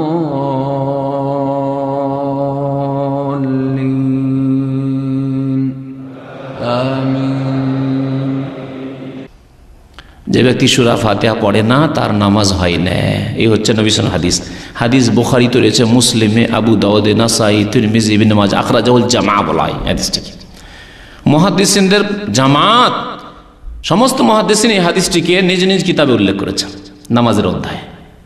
লা সালাতা লিমান লাম ইয়াকরা বিফাতিহাতিল কিতাব, সূরা ফাতিহা ছাড়া নামাজ হয় না। এই ক্ষেত্রে সবচেয়ে দুর্বল মত হচ্ছে যে কোনো নামাজই সূরা ফাতিহা পড়ব না মুক্তাদি হইলে, হ্যাঁ, যেটি হচ্ছে হানাফি মাযহাবের ফতোয়া, যে কি হচ্ছে মুক্তাদি হইলে সূরা ফাতিহা পড়া জায়েজ নেই, পড়বেই না। জেহেরি হোক আর সিরি, কোনো নামাজে বলার উদ্দেশ্য হচ্ছে জেহেরি হোক আর সিরি হোক। জাহরি মানে যাতে উচ্চস্বরে কেরাত চলছে এবং শুনছি, যেমন মাগরিবের নামাজের প্রথম 2 রাকাত, এশার প্রথম 2 রাকাত, ফজরের 2 রাকাত, এগুলো হচ্ছে জাহরি নামাজ, তাতেও জায়েজ নয় তাদের কাছে। আর সিরি নামাজ এমনকি জোহরেও জায়েজ নয়, আসরেও জায়েজ নয়, মাগরিবের তৃতীয়তে চলবে না, এশার তৃতীয় চতুর্থ রাকাতে চলবে না। সবচাইতে দুর্বল মত হচ্ছে এটি নামাজের ক্ষেত্রে। নামাজ সূরা ফাতিহা ছাড়া হয় না, আর বলছেন না সূরা ফাতিহা পড়া না জায়েজ। কেমন কথা হইল? উল্টো কথা না, একেবারে বিপরীত কথা। আর 2টি মত আছে, তার একটি মত হচ্ছে এর একেবারে বিপরীত। যেমন এতে বলা হয়েছে যে মুক্তাদি তোমার জন্য সূরা ফাতিহা পড়া জায়েজ নয়, সবচেয়ে দুর্বল মত। আর সবচেয়ে এর বিপরীত একটি মত হচ্ছে যে সমস্ত নামাজে সূরা ফাতিহা পড়তে হবে, প্রত্যেক ব্যক্তিকে সূরা ফাতিহা পড়তে হবে, সিররি নামাজ হোক, জাহরি নামাজ হোক, হ্যাঁ, ইমাম হোক, মুক্তাদি হোক, আর একাকী নামাজি হোক। ইমাম শাফি রহমতুল্লাহ আলাইহি এটি মত 4 ইমামের মধ্যে। ইমাম বুখারী রহমতুল্লাহ আলাইহি, যে আমিরুল মুমিনিন ফিল হাদিস, মুহাদ্দিসিনদের শিরোমণি, সবচেয়ে বড় মুহাদ্দিস যিনি, তার এটি মত। এবং তিনি একটি প্রসিদ্ধ কিতাব লিখেছেন, বাংলায় অনুবাদ হয়েছে, ঢাকায় পাওয়া যাচ্ছে, ঢাকা থেকে ছেপেছে, এটি সৌদি আরবে ছাপা বই নয়, বাংলা বইটি, হ্যাঁ, জুজউল কিরাত খালফাল ইমাম, আরবিতে কিতাবটির নাম। সর্বোত্তম কিরাত, ইমামের পিছনে সর্বোত্তম কিরাত বলেই নামটি বাংলায় দিয়েছে, বইটি পাওয়া যাচ্ছে। ইমাম বুখারী রাহমাতুল্লাহ আলাইহির মত। তবে তিনি বলেছেন যে ওয়ালাদ-দাল্লিনের পরে একটু বিরতি দিবে ইমাম সাহেব, তখন পড়বেন, কিন্তু পড়তে হবে, তার মত। মাঝামাঝি মত শুনেন, 2 দিকে 2টো মত শুনলেন। মাঝামাঝি মত হচ্ছে ইমাম আহমদ বিন হাম্বল, ইমাম মালিক বলছেন যখন শুনবেন তখন শোনাটাই পড়ার বিকল্প, আর যদি না শোনেন তাহলে মুক্তাদি আপনাকে পড়তে হবে, নাহলে নামাজ হবে না। কারণ শুনলেনও না আর পড়লেন না। যেমন আমার দেশে বিনা মাইকে নামাজ হয়, 2 কাতার পিছনে আর কিছু শোনা যায় না যে ইমাম কি পড়ছে না পড়ছে, তাহলে পড়তে হবে। তারপরে সিরি নামাজ, জোহরের নামাজ, আসর নামাজ, মাগরিবের 3য় রাকাত, এশার 3য় 4র্থ রাকাত, এগুলি সিররি, ইমাম মনে মনে পড়ছে, আপনি মনে মনে পড়ছেন, এতে কোনো রকমের বিরোধ নেই, সুতরাং অবশ্যই পড়তে হবে। ইমাম ইবনে তাইমিয়া রহমতুল্লাহ আলাইহি এই মাসলাটিকে গ্রহণ করেছেন। তো সতর্কতা হচ্ছে সূরা ফাতিহা দিয়ে নামাজ পড়া, সূরা ফাতিহা ছাড়া নামাজ পড়া নয়, সূরা ফাতিহা দিয়ে নামাজ পড়া। আজকে যদি সময় থাকতো বেশি তাহলে আমি উল্লেখ করতাম যে হানাফিদের বড় বড় আলেমরা তারা সূরা ফাতিহা পড়তে হবে এ কথা স্বীকার করেছেন। তাদের একটা বড় লিস্ট আছে, কখনো ইনশাআল্লাহ সময় সুযোগ হলে শোনাবো, কিন্তু আমাদের প্রয়োজন নেই। এতটাই যথেষ্ট যে রাসূলুল্লাহ সাল্লাল্লাহু আলাইহি ওয়াসাল্লাম বলেছেন সূরা ফাতিহা ছাড়া নামাজ হয় না। আপনার নামাজের হেফাজত করতে চান কি চান না? অবশ্যই চান। সুতরাং সতর্কতা এতেই আছে যে আপনি সূরা ফাতিহা পড়বেন, সূরা ফাতিহা ছাড়া নামাজ পড়বেন না। তারপরে গতানুগতিক নামাজ পড়তে অনেকে মাসলা শুনলেন, কিন্তু ওই যে ভুল অভ্যাস হয়ে আছে ওই অভ্যাসে থেকে যাচ্ছে না। বেশ কিছুদিন স্মরণ করে করে আপনাকে সূরা ফাতিহা পড়তে হবে, যাতে করে আপনার সংশোধন হয়ে যায়। তা হাদিস শোনাচ্ছিলাম, আরো হাদিস শোনেন, বহু হাদিস রয়েছে, একটি হাদিস নয়। আবু হুরায়রা রাদিয়াল্লাহু তাআলা আনহু হাদিস বয়ান করছেন, মান সাল্লা সালাতান, যে ব্যক্তি নামাজ পড়লো, কোনো নামাজ, সালাতান না কেরা, যে ব্যক্তি কোনো নামাজ পড়লো, সিরি নামাজ হোক, জেহরি নামাজ হোক, মুক্তাদি হোক আর ইমাম হোক, লাম ইয়াকরা ফিহা বি উম্মুল কোরআন, যাতে সূরা ফাতিহা পড়লো না, উম্মুল কোরআন পড়লো না, ফাহিয়া খেদাজুন, তা অসম্পূর্ণ। খেদাজ আরবি ভাষায় বলা হয় এমন গরু উটের বাচ্চাকে যা সম্পূর্ণ হওয়ার আগে মায়ের পেট থেকে নষ্ট হয়ে যায়, নষ্ট হয়ে যায়। অসম্পূর্ণ বাচ্চা যে নষ্ট হয়ে পড়ে যায়, 2 মাস 3 মাস 4 মাসের বাচ্চা, তাকে বলা খেদাজ বলতো। আরবি ভাষা আরবরা বলতো সেই যেমন আখদা জাতির নাকা, কারো উষ্ট্রির পেট থেকে যদি অসম্পূর্ণ বাচ্চা নষ্ট হয়ে গেছে, কেবল আখদা জাতির নাকা, খেদাজুন। তাহলে ওই বাচ্চা কোনো কাজে আসবে? 4 মাস 5 মাস 6 মাসের বাচ্চা। ওই রকমই যে ব্যক্তি সূরা ফাতিহা নামাজ পড়বে, তার এই নামাজ কোনো কাজে আসবে না। এই হচ্ছে হাদিসের অর্থ। সালাসান, 3 বার বললেন নবী সাল্লাল্লাহু আলাইহি ওয়াসাল্লাম, গায়রা তামামিন, অসম্পূর্ণ, তাফসীর করলেন। ফাকিল আলী আবি হুরায়রা, তারপর আবু হুরায়রা বর্ণনাকারী, তাকে জিজ্ঞাসা করা হলো, তার ছাত্র আবু সাইব জিজ্ঞেস করলেন, ইন্না নাকুনু ওয়ারা আল ইমাম, আমরা যে ইমামের পিছনে থাকি মাঝে মাঝে, তাহলে আমরা কি করি, ইমামের পিছনে কি সূরা ফাতিহা পড়বো? শোনেন কি বলছেন। আবু হুরায়রা রাদিয়াল্লাহু তাআলা আনহু, যিনি 5000-এর বেশি হাদিস বর্ণনা করেছেন রাসূলুল্লাহ সাল্লাল্লাহু আলাইহি ওয়াসাল্লাম থেকে, সবচেয়ে বেশি সাহাবায়ে কেরামদের মধ্যে হাদিস তিনি মুখস্থ রেখেছিলেন, তিনি জবাব দিচ্ছেন। তাকে জিজ্ঞাসা করা হলে যে ইমামের পিছনে থাকলে আমরা কি করব, উত্তর দিচ্ছেন, ফাকালা ইকরা বিহা ফি নাফসিকা, ইকরা বিহা ফি নাফ, ইকরা বিহা, তা পড়ে নাও, মানে সূরা ফাতিহা পড়ে নাও, ফি নাফসিকা, তোমার মনে মনে, মনে মনে মানে উচ্চ স্বরে নাই, মনে মনে, আলহামদুলিল্লাহ এই মনে মনে, জবান হিলিয়ে সূরা ফাতিহা পড়ে নাও। এই ছিল সূরা ফাতিহার বিষয়। সূরা ফাতিহা সম্পর্কে আরেকটি হাদিস শোনেন, তিরমিজিতে রয়েছে, উবাদা বিন সামিতের হাদিস। একদিন ফজরের নামাজ পড়লেন রাসূলুল্লাহ সাল্লাল্লাহু আলাইহি ওয়াসাল্লাম, ফাসাকালাত আলাইহিল কিরাত, কিরাতটা যেন ভারী ভারী লাগলো, মনে হচ্ছে পিছনে কেউ কেউ পড়ছে, একটু জোরে জোরে পড়ছিল। ফালাম মান সারাফা, সালাম ফিরলেন, বললেন, ইন্নী আরাকুম তাকরাউনা ওয়ারা ইমামিকুম, আমার মনে হচ্ছে যে তোমরা ইমামের পিছনে কিরাত করো, সূরা পড়ো। কুলনা ইয়া রাসূলুল্লাহ, সাহাবারা বলেন, হে আল্লাহর রাসূল, ই আল্লাহ, অবশ্যই আমরা সূরা পড়ি ইমামের পিছনে। নবী সাল্লাল্লাহু আলাইহি ওয়াসাল্লাম কি বলেন, ফালা তাফআলু ইল্লা বিউম্মিল কোরআন, ইল্লা বিউম্মিল কোরআন, সূরা ফাতিহা ছাড়া আর কিছু পড়বে না। তাহলে সাহাবায়ে কেরামরা প্রথম দিকে হয়তো সূরা ফাতিহার সাথে অন্যান্য সূরাও পড়তেন, অথবা কেউ জোরে পড়েছেন, একজন পড়ছে আরেকজনের জোরে পড়ে, তো মনে হচ্ছে যে ভারী হয়ে যাচ্ছে, পড়তে পারছি না, এগোতে পারছি না, এরকম হয়। পরীক্ষা করে দেখলেন, একসাথে 2জন 3জন পড়লে খুব এই বাধা সৃষ্টি হয়, এটাকে বলা হয়েছে যে ভারী মনে হচ্ছে। ফালা তাফআলু ইল্লা বিউম্মিল কোরআন, তোমরা সূরা ফাতিহা ছাড়া অন্য কোনো সূরা পড়বে না, কারণ ফাইন্নাহু লা সালাতা লিমান লাম ইয়াকরা বিহা, কারণ যে ব্যক্তি সূরা ফাতিহা পড়ে না তার নামাজ হয় না। তাহলে সূরা ফাতিহা পড়তে হবে, তিরমিজির হাদিস। এখন আসুন আমিনের বিষয়, 8 নম্বর বিষয়। আমিন জোরে বলতে হবে না আস্তে বলতে হবে? আস্তে বলার হাদিস যঈফ, দুর্বল, আর জোরে বলার হাদিস হচ্ছে সহিহ। নবী সাল্লাল্লাহু আলাইহি ওয়াসাল্লামের সাহাবারা জোরে আমিন বলতেন। ইমাম বুখারী অধ্যায় কায়েম করেছেন, অধ্যায় নম্বর 111, বলছেন বাবু জাহরিল ইমাম বিত তামিন। এই অধ্যায় হচ্ছে যে ইমামও আমিন জোরে বলবে। মক্কাতুল মুকাররমায়, মসজিদে হারামে আর মদিনা মসজিদ নববীতে দেখেন তো ইমামরা আমিন শোনেন না, বাইরে দিকেও শুনতে পাচ্ছেন, কারণ মাইকে আওয়াজ পৌঁছে যাচ্ছে। আমিন যে ইমাম বলছেন, ইমামের আমিনও শোনা যাচ্ছে। তো ইমাম জোরে আমিন বলবে আর মুক্তাদিরও জোরে আমিন বলবে। কালা আতা, প্রখ্যাত তাবি আতা বলছেন, আমিন দুআউন, আমিন হচ্ছে দোয়া। আমিন মানে আল্লাহ কবুল করো, এই যে দোয়া করা হলো সূরা ফাতিহা, আল্লাহ তুমি কবুল করো। তারপরে বর্ণনা করেছেন একটি সাহাবীর আমল, প্রখ্যাত সাহাবী এবং মক্কাতুল মুকাররমা জাজিরার খলিফা হয়েছিলেন আব্দুল্লাহ বিন জুবাইর রাদিয়াল্লাহু তাআলা আনহুমা, এবং তিনি আসমা বিনতে আবি বকর, আবু বকরের মেয়ে যে আসমা রাদিয়াল্লাহু তাআলা আনহুম ছিলেন, আসমার ছেলে আব্দুল্লাহ বিন জুবাইর। বলছেন আম্মানা ইবনু জুবাইর ওমান ওয়ারাআহু, ইবনু জুবাইর রাদিয়াল্লাহু তাআলা আনহুমা এবং তার পিছনের মুক্তাদিরা সবাই আমিন এত জোরে বললেন, হাত্তা ইন্না লিল মসজিদি লালাজ্জাতান, মসজিদ বেজে উঠল, মসজিদ বেজে উঠল।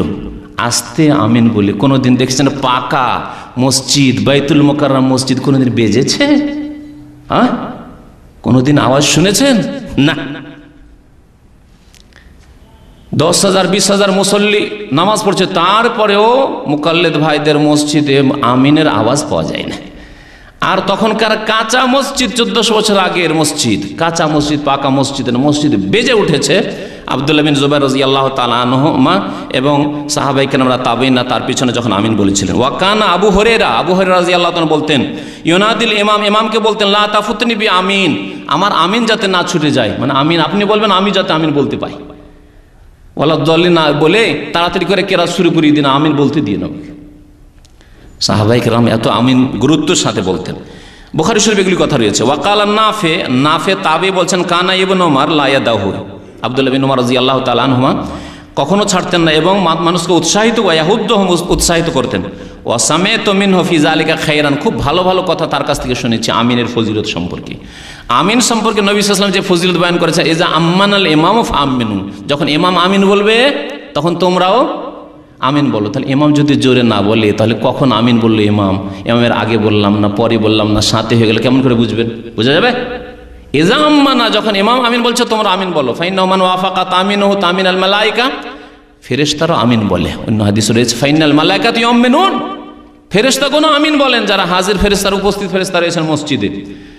আর যদি ওই সময় তোমার আমিন, ইমামের আমিন, ফেরেশতার আমিন এক হয়ে যায়, অনুকূলে হয়ে যাবেন, একসাথে সবাই আমিন, গফিরা লাহু মা তাকাদ্দামা মিন যামবিহি, তাহলে অতীতের গুনাহ খাতা মুসল্লিদের মাফ হয়ে যাবে। এইভাবে আমিনের ফজিলত বয়ান করেছেন। নবী সাল্লাল্লাহু আলাইহি ওয়াসাল্লাম একটি হাদিসে বলেছেন যে আমিনের সবচেয়ে বেশি হিংসা করে ইহুদিরা। ইহুদি যদি আমিন শুনে তো গায়ের জ্বালা হয়ে যায় তাদের। মদিনায় ইহুদি কিছু বাস করত, সাহাবায়ে কেরাম আমিন বলতেন নামাজে, সবচেয়ে বড় জ্বালা হইতো ইহুদিদের, যারে এদের দোয়া কবুল হয়ে যাবে। হ্যাঁ, ইহদিনাস সিরাতাল মুস্তাকিম সিরাতাল্লাযীনা আনআমতা আলাইহিম গায়রিল মাগদুবি আলাইহিম, ইহুদি, ওয়ালাদ দাল্লিন খ্রিস্টান নাসারা, আল্লাহ এসব পথ দেখানো, সিরাতে মুস্তাকিম মুমিন মুমিনাতের পথ দেখাও। এই দোয়া কষ্ট হবে না ইহুদিকে? আর সবাই মুমিন বলছেন আমিন। সবচেয়ে বেশি তোমাদের হিংসা করে ইহুদিরা তোমাদের আমিনের উপর। সুতরাং আমিন জোরে বলতে হবে যখন জোরে কেরাত হবে। হ্যাঁ, মনে মনে কেরাত আপনি মনে মনে পাঠ করছেন, যখন জোহরের নামাজ তখন মনে মনে আমিন বলবেন, তখন আমিন বলবেন, কিন্তু মনে মনে বলবেন। এই হচ্ছে সুন্নত। আর একটি হাদিস রয়েছে, আবু দাউদে রয়েছে হাদিসটি, যেখানে রয়েছে রাফা বিহা সাউতাহু, আর দারকুতনিতে রয়েছে যেখানে রয়েছে মাদ্দা বিহা সাউতাহু। ওয়াইল বিন হুজর রাদিয়াল্লাহু তাআলা আনহু বর্ণনা করেছেন, সাল্লাইতু খালফা রাসূলিল্লাহ, আমি আল্লাহ রাসূল সাল্লাল্লাহু আলাইহি ওয়াসাল্লামের পিছনে নামাজ পড়লাম। ফালাম্মা কালা ওয়ালাদ দাল্লিন, যখন ওয়ালাদ দাল্লিন বললেন, কালা আমিন, নবী সাল্লাল্লাহু আলাইহি ওয়াসাল্লাম বললেন আমিন। আর আমিন আসতে মাদ্দা বিহা সাউতাহু, মাদ্দা মানে টান দেওয়া, আওয়াজ টান দিয়ে আওয়াজ, আমিন টেনে বললেন, তাহলে আমিন টানতে হবে, উচ্চস্বরে বলতে হবে। মাদ্দা বিহা সাউতাহু, দারকুতনি প্রথম খণ্ড 335 পৃষ্ঠাে রয়েছে। এখন আসুন রফুল ইয়াদাইন। আমিনের মাসলা হলো 9 নম্বর মাসলা হচ্ছে রফুল ইয়াদাইনের, মানে হাত তোলা। যদিও একটা হাদিসের তরজমাতে চলে এসছে। রফুল ইয়াদাইন কয় জায়গায় করতে হবে বলেছি? তাকবীরে তাহরিমায় করতে হবে, এটাতে সবার একমত রয়েছে, ইত্তেফাক রয়েছে। আল্লাহু আকবার। রুকুতে যাওয়ার সময় করতে হবে 2 নম্বর, রুকু থেকে ওঠার সময় করতে হবে সামি আল্লাহু লিমান হামিদা রব্বানা ওয়া লাকাল হামদ, তৃতীয় জায়গায়। আর 3 রাকাত অথবা 4 রাকাত বিশিষ্ট নামাজে প্রথম তাশাহুদ থেকে যখন উঠবেন আল্লাহু আকবার দিয়ে, তখন কি করবেন? আবার রফুল ইয়াদাইন করবেন। এই 2-1টি হাদিস শোনাই। হাদিস এই মর্মে অনেকগুলি রয়েছে।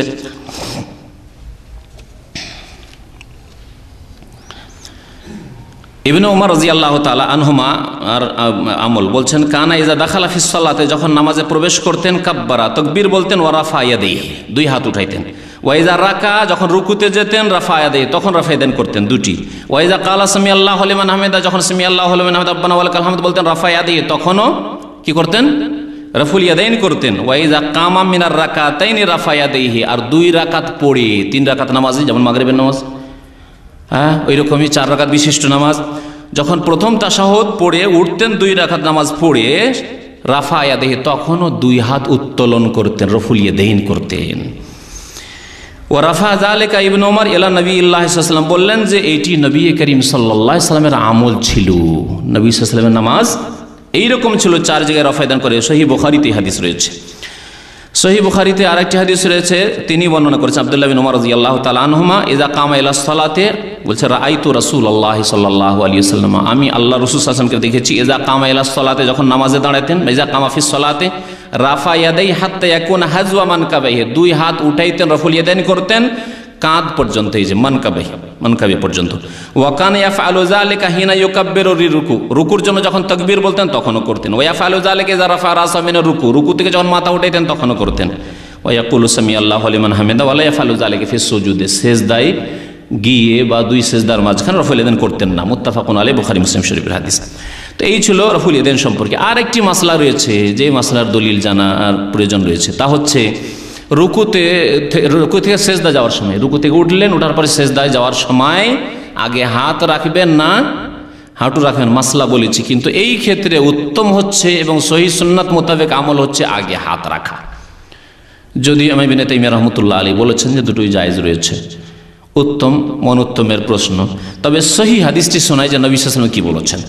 আবু হুরায়রা রাদিয়াল্লাহু তাআলা আনহু বর্ণনা করেছেন, ক্বালা রাসূলুল্লাহ সাল্লাল্লাহু আলাইহি ওয়াসাল্লাম, আল্লাহ রাসূল সাল্লাল্লাহু আলাইহি ওয়াসাল্লাম বলেছেন, ইযা সাজাদা আহাদুকুম, তোমাদের কেউ যখন সিজদা করবে, ফালা ইয়াবরুক কামা ইয়াবরুকুল বাইর, যেন না বসে কার মতো, উট। ফালা ইয়াবরুক, বসবে না, কামা ইয়াবরুকুল বাইর, যেমন উট বসে। উটের বসা বসবে না। উট কেমন করে বসে এখন হচ্ছে প্রশ্ন। উটের হাঁটু কোথায়? আমাদের হাঁটু তো বুঝতে পারছেন, আমাদের হাঁটু পায়ে আছে, হাতে তো আর হাঁটু নেই। মানুষের যেহেতু হাত আছে আর পা আছে, কিন্তু উটের যেহেতু চার পা, চার পায়ের কোন পায়ে হাঁটু আছে? পিছের পায়ে না সামনের পায়ে? হাঁটু কিন্তু সামনের পায়ে। হাঁটু পেড়ে বসে না? প্রথম যখন উট বসে হাঁটুটা পেড়ে দেয়, পায়ের হাঁটুটা পেড়ে দেয় সামনের পায়ে, তারপরে বসে। এইরকম করে বসে না, মানে পেছন দিকে আগে চলে না, সামনের দিকে আগে হাঁটু পেড়ে দিয়ে তারপরে বসে। নবী সাল্লাল্লাহু আলাইহি ওয়াসাল্লাম কি বললেন? ফালা ইয়াবরুক কামা ইয়াবরুকুল বাইর, বসবে না যেইভাবে উট বসে, তার মানে হাঁটু রাখবে না। এই হাদিসের ব্যাখ্যা হচ্ছে হাঁটু রাখবে না। তার ব্যাখ্যাও করে দেওয়া হচ্ছে, তারপরে হচ্ছে ওয়াল ইয়াদাইহি কাবলা রুকবাতাইহি, এবং দুই হাত যেন রাখে কাবলা রুকবাতাইহি, হাঁটুর আগে, হাঁটুর পূর্বে, দুই হাঁটুর পূর্বে কি রাখবে? দুই হাত। ওয়াল ইয়াদা, অবশ্যই যেন রাখে, ইয়াদাইহি, দুই হাত, কাবলা রুকবাতাইহি, দুই হাঁটুর পূর্বে। আল্লামা আলবানী রহমতুল্লাহ আলাইহি বলছেন হাদিসটি সহিহ। এই হাদিস স্পষ্ট করে আগে হাত রাখা হচ্ছে সুন্নত।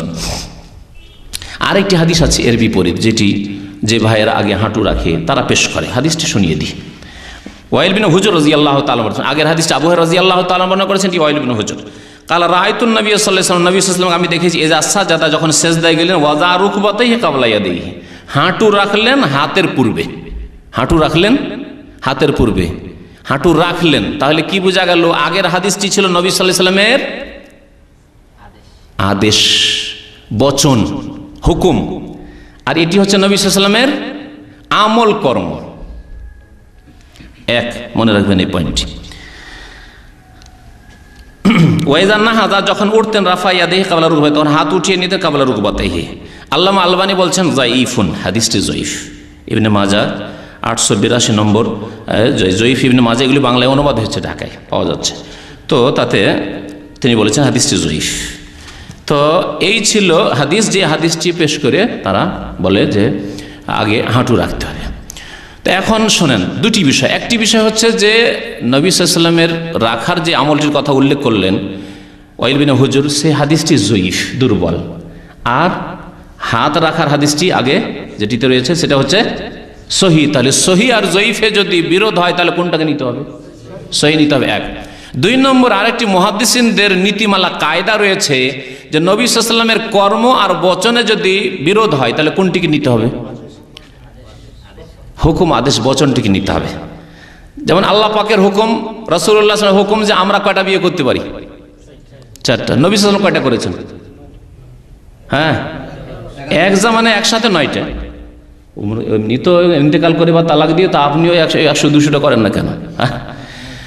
কিন্তু একসাথে কটা রাখতে পারেন আপনি? মুসলিম 4টার বেশি রাখতে পারেন না। যদি 4-এর বেশি কেউ করে সে মুরতাদ, কাফের হয়ে যাবে, মুসলমান থাকবে না। কারণ কোরআন সে অস্বীকার করলো। আল্লাহ পাক কোরআনে বলেছেন রোবা, 4-এর বেশি নয়। নবী সাল্লাল্লাহু আলাইহি ওয়াসাল্লাম 9টি করেছেন। তার নবী সাল্লাল্লাহু আলাইহি ওয়াসাল্লাম আমল হচ্ছে 9টি, আর বচন হচ্ছে কোরআন হাদিসের 4টি। কোনটার উপর আমল করবেন? 4টি। ওই রকমই এখানে নবী সাল্লাল্লাহু আলাইহি ওয়াসাল্লাম আমল হচ্ছে, যদি শহীদ হয়েও নেওয়া হয় কিছুক্ষণের জন্য, তাহলে নবী সাল্লাল্লাহু আলাইহি ওয়াসাল্লাম আমল হচ্ছে আগে হাঁটু রাখা, আর হুকুম করেছেন হাত রাখার, তাহলে হাত রাখাকে প্রাধান্য দিতে হবে। হতে পারে নবী সাল্লাল্লাহু আলাইহি ওয়াসাল্লাম বয়স বেশি হয়ে যাওয়ার পরে অথবা কখনো অসুবিধায় পা রেখেছেন আগে, তারপর হাত রেখেছেন। আমি আমল করতে গিয়ে অনেক সময় পা রাখি, কিন্তু সেটা কি আমার আমলটা ধরবেন না আমার বচন ধরবেন? কারণ হতে পারে আমার কোনো ওজর থাকতে পারে, অসুস্থ থাকতে পারে, পা রাখতে গিয়ে অনেক সময় অসুবিধা, পায়ে ব্যথা আছে হয়তো, সেটা আপনার জন্য দলিল নাই। বয়স্ক মানুষদের জন্য সুবিধা, হ্যাঁ সুবিধা আগে হাঁটু রাখা, হাত রাখার সুবিধা। উঠার ক্ষেত্রে হ্যাঁ হাঁটু আগে উঠে হাতে ভর দিলে অসুবিধা, কিন্তু যদি হাঁটু দিয়ে উঠতে আগে হাত উঠিয়ে নেয় তো কষ্টকর বয়স্ক লোকেদের জন্য। তো নবী সাল্লাল্লাহু আলাইহি ওয়াসাল্লামের আমলে বিভিন্ন রকমের সম্ভাবনা থাকতে পারে। এক কথায় নবী সাল্লাল্লাহু আলাইহি ওয়াসাল্লামের হুকুম যেটা সহিহ হাদিস, সেটা হচ্ছে যে আগে হাত রাখা, এই জন্য সেটি উত্তম। আর দুই একটি বিষয় বলি শুধু। একটি বিষয় হচ্ছে বসার ক্ষেত্রে, আত্তাহিয়াতে বসার ক্ষেত্রে হানাফি ভাইয়েরা প্রথম তাশাহুদে হোক আর দ্বিতীয় তাশাহুদে হোক, হ্যাঁ একই রকম বসে, অর্থাৎ বাম পা বিছিয়ে দিয়ে তার উপর পাছাটা রেখে বসে, যেটাকে ইফতেরাশ বলা হয়েছে হাদিস ভাষায়। ইফতেরাশ মানে বিছানা বিছিয়ে দিয়ে, বাম পাকে বিছিয়ে দিয়ে আর ডান পাকে খাড়া করে দিয়ে বসে যাওয়া, এটাকে ইফতেরাশ বলা হয়েছে। প্রথম তাশাহুদে এরকম করে, দ্বিতীয় তাশাহুদে এরকম করে, কিন্তু সহিহ হাদিসের আলোকে নবী সাল্লাল্লাহু আলাইহি ওয়াসাল্লাম যেটা আমল ছিল যে না, প্রথম তাশাহুদে এরকম বসবেন, বাম পায়ে হ্যাঁ ভর দিয়ে আর ডান পা খাড়া করে বসবেন, কিন্তু দ্বিতীয় তাশাহুদে, মাগরিবের নামাজ দ্বিতীয় তাশাহুদে রয়েছে, এশার নামাজ দ্বিতীয় তাশাহুদে রয়েছে, এইরকমই কোনো নামাজ 4 রাকাত পড়ছেন আপনি, হয়তো সুন্নত নামাজ একসাথে 4 রাকাত, এক সালামে 4 রাকাত পড়ছেন, তাহলে এই সব নামাজে শেষ তাশাহুদে কি করে বসতে হবে? একে বলা হয় তাওয়াররুক বলা হয়। তাওয়াররুক মানে পাছাকে জমিনে রেখে আর বাম পাকে ডান দিকে বের করে দিয়ে। হাদিসটা শুনিয়ে দিয়ে তারপরে কোন এক ভাই বসে আপনাদেরকে দেখাবেন, কারণ এখানে চেয়ারে বসে তো আর ওটা দেখানো যাবে না। হ্যাঁ, আবু হুমায়দ সাঈদী রাদিয়াল্লাহু তাআলা আনহু, হাদিস বুখারীতে রয়েছে, তিনি 10 জন সাহাবায়ে কেরাম মিলে একটি হাদিস বর্ণনা করেছেন। 10 জন সাহাবায়ে কেরাম মত পোষণ করেছেন যে না ঠিক আছে, এইটি হচ্ছে রাসূলুল্লাহ সাল্লাল্লাহু আলাইহি ওয়াসাল্লাম নামাজ। বর্ণনা করে আবু হুমায়দ সাঈদী, কিন্তু 10 জন সাহাবায়ে কেরাম সবাই একমত পোষণ করেছেন যে এইরকম নামাজ আমরাও পড়তে দেখেছি। ফি আশারাতিন মিন আসহাবিন নবী সাল্লাল্লাহু আলাইহি ওয়াসাল্লাম বলে হাদিসটি বর্ণনা করা হয়েছে। হাদিসটাতে শেষ অংশটুকু বড় হাদিস, যাতে এই বিষয়টি রয়েছে, ওয়াইজা জালাসা ফির রাকাতিল আখিরাতে, যখন প্রথম রাকাতে বসতেন তখনকার এরকম, ফাইজা সাজাদা ওয়াজাইয়াদি গায়র মুফতারিসিন ওয়াস্তাকবালা বিআতরাফি আসহাবি রিজলাইল কিবলা, ফাইজা জালাসা ফির রাকাতাইনে, প্রথম 2 রাকাত পড়ে যখন বসতেন, জালাসা আলা রিজলিহিল ইউসরা, বাম পায়ের উপর ভর দিয়ে বসতেন, হ্যাঁ, ওয়া নাসাবাল ইয়ুমনা, ডান পাকে খাড়া রাখতেন, বাম পায়ে ভর দিয়ে মানে বাম পা বিছিয়ে দিয়ে আর ডান পা খাড়া করে পাছাটা বাম পায়ের উপরে রেখে, এটা প্রথম তাশাহুদে। ওয়াইজা জালাসা ফির রাকাতিল আখিরাতে, শেষ রাকাতে যখন বসতেন, মাগরিবের 3য় রাকাত পড়ে অথবা এশার 4র্থ রাকাত পড়ে শেষ তাশাহুদে, কাদ্দামা রিজলাহুল ইউসরা, বাম পাকে বাড়িয়ে দিতেন, বাম পাকে ডান দিকে বাড়িয়ে দিতেন, ওয়া নাসাবাল উখরা, আর ডানটাকে দাঁড় করে রাখতেন, ওয়া কাদা আলা মাকআদাতিহি, আর পাছাকে জমিনে রেখে বসতেন। একে বলা হয় তাওয়াররুক, কারণ ওয়ারিক বলা হয় পাছাকে, আর তাওয়াররুক মানে পাছাকে জমিনে রেখে বসা। এটি হচ্ছে দ্বিতীয় তাশাহুদে সুন্নত নবী করিম সাল্লাল্লাহু আলাইহি ওয়াসাল্লামের যেভাবে নামাজ পড়তেন, সহিহ বুখারী শরীফের হাদিস। আর একটি বিষয় 12 নম্বর বিষয়, যেই বিষয়টির ওপর আমল নেই হানাফি ভাইদের, সেটা আমল করার জন্য আপনাদেরকে বলছি, কারণ নবী সাল্লাল্লাহু আলাইহি ওয়াসাল্লাম হাদিসে রয়েছে, তা হচ্ছে যে দুআয়ে মাসুরাই, আত্তাহিয়াত পড়লেন, দুরুদ ইব্রাহিমি পড়লেন, তারপরে একটি মাত্র দুআয়ে মাসুরা মুখস্থ আছে, তাই না? আল্লাহুম্মা ইন্নী যালামতু নাফসি যুলমান কাসীরা। আর নবী সাল্লাল্লাহু আলাইহি ওয়াসাল্লাম যে আদেশ করেছেন, সারা জীবন প্রত্যেক নামাজে পড়েছেন, সেই দোয়াটি আপনারা অধিকাংশ মানুষ পড়েন না, হানাফি ভাইরা পড়েন না। আমল কি পরিবর্তন করতে হবে না? সংশোধন কি করতে হবে না? অবশ্যই। জানা ছিল না, ভালো কথা, জানা ছিল না, জেনেছেন, অবশ্যই সংশোধন করতে হবে। শোনেন হাদিস এই ক্ষেত্রে, আবু হুরায়রা রাদিয়াল্লাহু তাআলা আনহু বর্ণনা করছেন, কাল কানা রাসূলুল্লাহ সাল্লাল্লাহু আলাইহি ওয়াসাল্লাম ইয়াদউ, রাসূলুল্লাহ সাল্লাল্লাহু আলাইহি ওয়াসাল্লাম দোয়া করতেন, আল্লাহুম্মা ইন্নী আউযু বিকা মিন আযাবিল কবরি ওয়া মিন আযাবিন নারি ওয়া মিন ফিতনাতিল মাহইয়া ওয়াল মামাত ওয়া মিন ফিতনাতিল মাসিহিদ দাজ্জাল। বুখারী মুসলিমের মুত্তাফাক আলাইহি হাদিস। এটা দোয়া করতেন, নামাজের মধ্যে দোয়া ছিল, আগের হাদিস আসছে। আন আবি হুরায়রা, আবু হুরায়রা রাদিয়াল্লাহু তাআলা আনহু বর্ণনা করছেন, ইয়াকুল কালা রাসূলুল্লাহ সাল্লাল্লাহু আলাইহি ওয়াসাল্লাম, আল্লাহ রাসূল সাল্লাল্লাহু আলাইহি ওয়াসাল্লাম বলেছেন, ইযা ফারাকা আহাদুকুম মিনাত তাশাহুদিল আখিরি, তোমাদের যে কেউ যখন শেষ তাশাহুদ শেষ করবে, আত্তাহিয়াত শেষ হইল, দরুদ ইব্রাহিমি শেষ হইল, ফালিয়াতাআউযাজ বিল্লাহি মিন আরবা, চারটি বিষয় থেকে আল্লাহর কাছে আশ্রয় চেয়ে নাও, পানাহ চেয়ে নাও, আল্লাহর কাছে পানাহ চাও, আশ্রয় চাও। মিন আযাবে জাহান্নাম, বলো আল্লাহুম্মা ইন্নী আউযু বিকা মিন আযাবে জাহান্নাম ওয়া মিন আযাবিল কবরি ওয়া মিন ফিতনাতিল মাহিয়া ওয়াল মামাত ওয়া মিন শাররিল মাসিহিদ দাজ্জাল ওয়া মিন ফিতনাতিল মাসিহিদ দাজ্জাল, বিভিন্ন শব্দ দিয়ে এসেছে, চারটি থেকে পানাহ চেয়েছেন। আরেকটি riwayate আরেকটু বাড়তি আছে 5 নম্বরে, অমিন আল মাসামি ওয়াল মাগরাম, আল্লাহ গুনাহ থেকে এবং ঋণ থেকে। তাহলে গুনাহ আর ঋণ যদি আলাদা আলাদা ধরি তো 6টি বিষয় হয়ে যায়, মশহুর হচ্ছে এই 4টি। তো এই দোয়া নবী সাল্লাল্লাহু আলাইহি ওয়াসাল্লাম পড়েছেন আর ফালিয়াতাআওয়াজ আদেশও করেছেন পড়তে বল। ফালিয়াতাআওয়াজ, তোমরা 4টি জিনিস থেকে তাশাহুদের শেষে কি করবে, পানাহ চেয়ে নেবে। আদেশ করলেন রাসূলুল্লাহ সাল্লাল্লাহু আলাইহি ওয়াসাল্লাম নামাজে, আর এই আদেশ পালন সারা জীবন করলেন না। কেমন নামাজ পড়লেন তাহলে? এইজন্য আল্লামা নাসিরুদ্দিন আলবানী তার নবী সাল্লাল্লাহু আলাইহি ওয়াসাল্লামের যে নামাজ বাংলায় ছেপেছে বইটি, তাতে বলেছেন যে এই 4টি জিনিস থেকে পানাহ চাওয়া ওয়াজিব, 4টি জিনিস থেকে পানাহ চাওয়া ওয়াজিব। আল্লাহ পাক রব্বুল আলামিন যেন আমাদেরকে সহিহ হাদিস মোতাবেক নামাজ আদায় করার তৌফিক দান করেন। আল্লাহ পাক আমাদের যেন গুনাহ খাতা মাফ করে দেন, আমাদেরকে নেক আমলের তৌফিক দান করেন। আল্লাহ পাক আমাদের গোড়ামি যেন শেষ করে দেন। আল্লাহ পাক আমাদেরকে যেন হক পর্যন্ত, সত্য পর্যন্ত পৌঁছার তৌফিক দান করেন। আল্লাহ নামাজের ক্ষেত্রে, অন্য ইবাদত বন্দেগীর ক্ষেত্রে, আকীদা আমল বিশ্বাসের ক্ষেত্রে, যে কোনো আমলের ক্ষেত্রে আল্লাহ যেটি হক, যেটি সত্য, সেখান পর্যন্ত প্রত্যেক মুসলিমকে পৌঁছার তৌফিক দান করো। আল্লাহ আমরা তোমাদের কাছে হক, তোমার কাছে হক চাই। আল্লাহ ইয়া আরহামার রাহিমিন, আল্লাহ তুমি আমাদেরকে হকের সন্ধান দাও। আল্লাহ আমাদের গুনাহ খাতা তুমি মাফ করে দাও। আল্লাহ আমাদের ভুল ত্রুটি মাফ করে দাও, এবং সত্য যেখানে আছে সেখান থেকে আমাদেরকে সত্য গ্রহণ করার তৌফিক দান করো। আল্লাহ তোমার নবী সাল্লাল্লাহু আলাইহি ওয়াসাল্লামের মতো আমাদেরকে নামাজ আদায় করার তৌফিক দান করো। আমিন। সাল্লাল্লাহু আলা নবিয়িনা মুহাম্মদ ওয়া আলা আলিহি ওয়া সাহবিহি আজমাইন।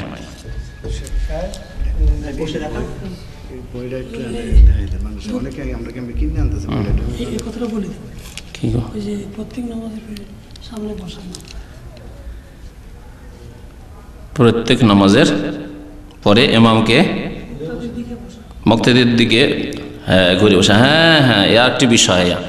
হানাফি ইমাম সাহেবরা সুন্নতের খেলাফে এখানে আরেকটি কাজ করে কি, একটু কাত হয়ে বসবে, সোজা হয়ে বসেন, একটু কাত হয়, একটু কাত হয়, সামান্য একটু কাত হবে ডান দিকে। এর মধ্যে আবার ওদের যারা বেরলবি তাদের এক শিরকি আকীদা ঢুকানো আছে। আটরসি মাইজ ভান্ডারি, যারা নিজেদেরকে সুন্নি আহলে সুন্নাত বলে, কিন্তু ওরা ওই কবর মাজার পূজা করে। ইন্ডিয়া বাংলাদেশে বেরলবি রেজবি যারা, তাদের ইমামরা ডান দিকে একটু কাত হয় আর বলে যে নামাজের কিবলা ছিল কাবা আর মোনাজাতের কিবলা হচ্ছে গৌসুল আজম বড় পীর ইরাক। তাহলে যদি ভারত বাংলাদেশ থেকে একটু ডান দিকে কাত হন তাহলে কিবলা কি হবে মোনাজাতে?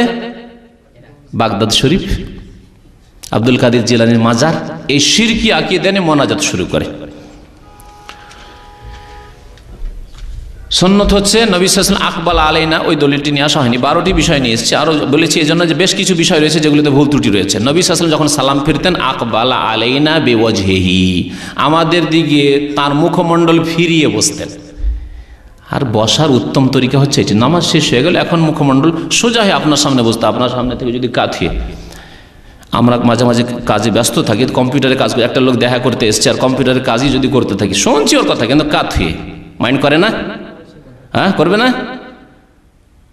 কিন্তু যদি সোজা, যেমন একটা লোক সাক্ষাৎ করতেছে, হ্যাঁ বলেন কি, খুশি না, আমার দিকে মনোযোগ দিয়ে কথা শুনছে। তো নবী সাল্লাল্লাহু আলাইহি ওয়াসাল্লাম পুরো চেহারা ফিরিয়ে বসতেন মুক্তাদিদের দিকে সালাম ফেরার পরে। এইভাবে বসতে হবে। তারপরে যেগুলি জিকির আজকার রয়েছে, তসবিহ রয়েছে, সেগুলি করবে। মোনাজাত না, সব মিলে তো মোনাজাত না। এই ক্ষেত্রে উত্তম হচ্ছে বারবার ইশারা করা, যেমন হাদিস দ্বারা আছে। কিন্তু এই ক্ষেত্রে অত শক্ত হওয়ার প্রয়োজন নেই। আল্লাহর নাম যেখানে যেখানে আসছে সেখানে যদি উঠায় বা একবারও কেউ উঠায় তো এই নিয়ে তর্ক বিতর্ক করবে না, কারণ এই বিষয়টি অত স্পষ্ট নয় যত হয়তো অনেকে মনে করছেন। এই জন্য বাড়াবাড়ি না করে এই ক্ষেত্রে, কারণ এই ক্ষেত্রে ছোট ছোট একেবারে ছোট মাসলা নিয়ে অত বাড়াবাড়ি করার দরকার নেই, এতে নামাজে এমন কোনো যায় আসে না। তবে যেখানে আল্লাহর নাম আসবে সেখানে যদি ইশারা করে তো এটি ভালো। আত্তাহিয়াত যতক্ষণ পড়তে থাকবেন, তাশাহুদ ততক্ষণ ইশারা করবেন, এটি হচ্ছে উত্তম। আরব যারা সহিহ হাদিস মোতাবেক নামাজ পড়ে তারা এইভাবে নামাজ পড়ে। কিন্তু যদি কেউ 1-2 বার উঠায় তো আশা করি নামাজে অসুবিধা নেই, কারণ হয়তো মনে করছে যে না বারবার উঠালে ও মনে করছে যে হয়তো আমার ডিস্টার্ব হবে নামাজে, কিন্তু এমন কিছু নাই। এটি হচ্ছে বরং নবী সাল্লাল্লাহু আলাইহি ওয়াসাল্লাম জবানে দোয়া করতেন এবং ইশারা দিয়েও দোয়া করতেন, যেমন হাদিস এসেছে ইয়াদউ বিহা, হাদিস এসেছে। ওইটি কি মহিলা পুরুষের নামাজে কোনো পার্থক্য নাই, গত সপ্তাহের আগের সপ্তাহের বক্তব্যে বলা হয়েছে। আর বিস্তারিত আলোচনার জন্য যে যে পয়েন্টগুলিতে তারা বলে যে পার্থক্য আছে সেই সম্পর্কে আলোচনা করতে হলে একটা দীর্ঘ আলোচনা, কমপক্ষে 1-1.5 ঘন্টা আলোচনার প্রয়োজন আছে। কোনোদিন ইনশাআল্লাহ করব। কোনো পার্থক্য নেই, তবে আজান ছাড়া, মহিলারা আজান দিবে না।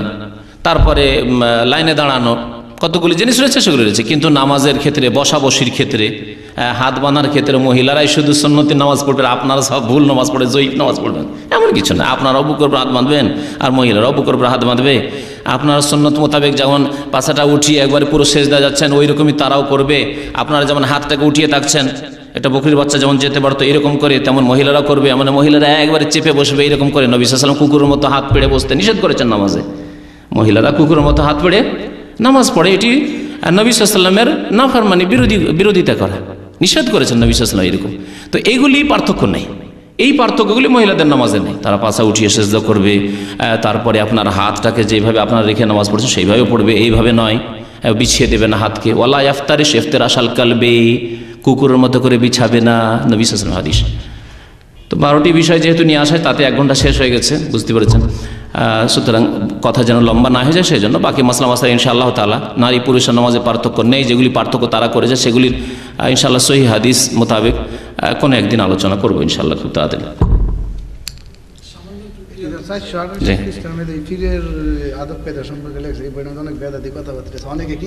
আহকামে জিন্দেগি সব বিদাতি কিতাব, আহকামে জিন্দেগি এসব বিদাতি কিতাব। ইমাম খতিব বাইতুল আতিক জামে মসজিদ, পশ্চিম নাখালপাড়া, তেজগাঁও, ঢাকা। যাই হোক, এগুলি সব বিদাতি কিতাব। আশা করি এসব কিতাব পড়বেন না যারা। সহি হাদিস, ইয়া রাসূল আসালুকা শাফাআতা, নবীর দরবারে বলছে হে রাসূল আপনার কাছে শাফাত চাই। নবীর কাছে চাইবেন, আল্লাহর কাছে চাইবেন। সুবহানাল্লাহ। আমরা গিয়ে আর যাওয়ারও প্রয়োজন, এইখান থেকে বলে আল্লাহ তোমার নবীর শাফাত দান করো। শাফাতের মালিক, আদেশ নিষেধের মালিক, কাল কিয়ামতে হাসরের দিবসে মালিক আল্লাহ পাক। আল্লাহ পাক আল্লাহ তোমার নবীর শাফাত দান করো, তোমার নবীর হাউজে কাউসার থেকে পানি দান করো। আল্লাহর কাছে চাইবো, কারণ মালিক আল্লাহ।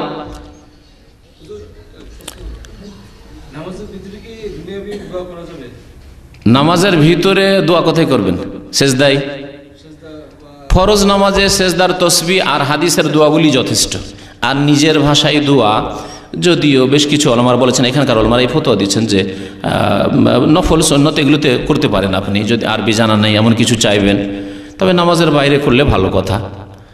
কারণ সাধারণ মানুষ আজকাল যদি বলে নামাজের মধ্যে বাংলায় দোয়া, অথচ তাদের মাযহাবে রয়েছে যে ফার্সিতে তাকবীর দেওয়া যায় যাচ্ছে।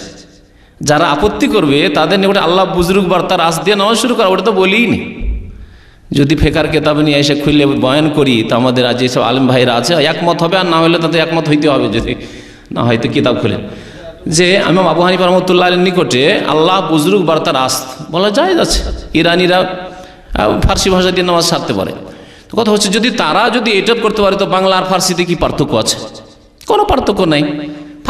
ফার্সি শুধুমাত্র ইরানের ভাষা, আর বাংলা বাংলাদেশের ভাষার উপরন্ত পশ্চিমবঙ্গের ভাষা, আসামের ভাষা, লন্ডনে গোটা মহল্লা এলাকা বাঙালির বাঙালি হয়ে আছে, মিসফালে বাঙালি আর বাঙালি হয়ে আছে। তো বাংলা ভাষায় কারো হবে জায়েজ হবে না? আল্লাহ মহান এই কথা বলে নামাজ শুরু করা। কথা হচ্ছে যে না, ওগুলো শুরু করতে বলছে না, কিন্তু দোয়ার ক্ষেত্রে সেজদা, দোয়ার ক্ষেত্রে হচ্ছে দুইটি, একটা হচ্ছে সেজদা আর আরেকটি হচ্ছে আত্তাহিয়াত দুরুদের পরের জায়গা। এই জায়গাগুলিতে নিজের নামাজে, নফল নামাজে, তাহাজ্জুদের নামাজে আপনি দোয়া করতে পারবেন, যদি মনে করেন যে আমি কিছু চাইবো, আরবি জানছি না আমি, কিন্তু যেমন আমি আরবি জানি, আমি আমার নামাজের মধ্যে আমি আরবি দিয়ে দোয়া চাইবো, কোরআন হাদিসের দোয়া দিয়ে চেষ্টা করবো। যদি তা দিয়ে না হয়, তো আমি নিজে বানিয়ে আরবি দিয়ে আল্লাহর কাছে চাইতে পারবো। তো এটি হচ্ছে আরবি দিয়ে দোয়া করা অবশ্যই উত্তম, কিন্তু যে ভাইয়ের জানা নেই সে নিজ নিজ ভাষা দিয়ে দোয়া করবে, যাতে বুঝে সুঝে সে আল্লাহ পাকের কাছে চাইতে পারে।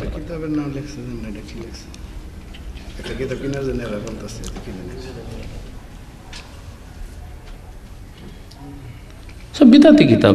দেখেন না, এই পুস্তকখানা তরিকতের ইমাম আওলাদে রসুল সৈয়দ আহমদ কবির রেফাই এত বড় বিদাতি ছিল যে এই রেফাইর কথাই উল্লেখ করা হয়েছে যে মদিনায় এসে যখন একটা কবিতা পড়ে দুরুদ পড়লো, তখন নবী সাল্লাল্লাহু আলাইহি ওয়াসাল্লাম কবর থেকে হাত বেরিয়ে চলে আসলো লম্বা, আর সব চুমা দিতে লাগলো। এই দিতে দিতে আব্দুল কাদের জিলানী ছিল, 90,000 লোকের চুমা দিল। তখনকার 90,000-এর জন্য যদি নবীর হাত বেরিয়ে আসে, আজকে 30 লক্ষ লোক আছে। 90,000 কোথায়, 30 লক্ষ, কমপক্ষে 50 লক্ষ হাজি সাহেবরা আসছে হজের মৌসুমে। 1400 বছর আর কোনোদিনই কোনো হাত বেরোলো না। হ্যাঁ, এসব গুমরাহি কথাবার্তা। আর যদি হাতি বেরোইতো তো সবচেয়ে প্রিয়তমা ব্যক্তি মা আয়েশা রাদিয়াল্লাহু তাআলা মাঝে মাঝে তো হাত বেরোতো। 18 বছরের যুবতী মানুষ বিধবা হচ্ছে আর কোনোদিন হাত বেরোলো না মা আয়েশার জন্য রাদিয়াল্লাহু তাআলা। আর এই বিদাতির জন্য হাত বেরোয়। তো এই হলো বিদাতিদের কিতাবের অবস্থা। জি, নামাজের পরে সুন্নতি জিকির করা যায় আছে, বরং সুন্নত আছে। আল্লাহর জিকির, ওইসব জিকির নেই, তবে এইসব জিকির আছে। আস্তাগফিরুল্লাহ আস্তাগফিরুল্লাহ আস্তাগফিরুল্লাহ, আল্লাহুম্মা আনতাস সালাম ওয়া মিনকাস সালাম তাবারাকতা ইয়া যাল জালালি ওয়াল ইকরাম। ইনশাআল্লাহ এই জিকিরগুলো, ইনশাআল্লাহ দোয়া, যে নামাজের পরে যে দোয়াগুলি আছে, গত সপ্তাহে মনে হয় ইশারা করেছিলাম, গত সপ্তাহের আগের সপ্তাহে। তো ইনশাআল্লাহ ওগুলো কোনো একটি আলোচনায় বয়ান করা যাবে। নামাজটা যদি শুদ্ধ না হয় তো অন্য কিছু শুদ্ধ করার লাভ কি? যদি আমরা চেষ্টা করছি যে অনেক বিষয় নিয়ে আলোচনা করি, কিন্তু নামাজ সম্পর্কে আমাদের অনেক আলোচনার আসলে প্রয়োজন। অনেক ভুল ত্রুটি নামাজের মধ্যে ঢুকে আছে। তো আশা করি 10-12টা বিষয় যে আলোচনা করলাম, এগুলি যদি সংশোধন হয় তো বাকিগুলি সংশোধনের চাহিদা বাড়বে। তখন ইনশাআল্লাহ কিতাবের মাধ্যমে হোক, অন্য অন্য আলোচনার মাধ্যমে হোক, দর্শের মাধ্যমে হোক, ইনশাআল্লাহ শুদ্ধ হয়ে যাবে ইনশাআল্লাহ। সাল্লাল্লাহু আলাইহি মুহাম্মদ ওয়া আলা আলিহি ওয়া সাহবিহি আজমাইন। হ্যাঁ, তাওয়াররুক যেটা বলছে, কোনো এক ভাই দেখান তো দেখি, ওই যে হ্যাঁ আজিজুল্লাহ, তাওয়াররুক করে মানে ওই শেষ তাশাহুদে যে বসা, এই যে বাম পাটাকে এদিকে বের করে দিলেন আর ও ডান পা দাঁড়িয়ে আছে আর পাছাটা জমিনে রেখে বসে। জি, এইভাবে বসবেন। এটা হচ্ছে শেষ তাশাহুদের বসার সুন্নত। এগুলি হচ্ছে নামাজের সুন্নত। হ্যাঁ,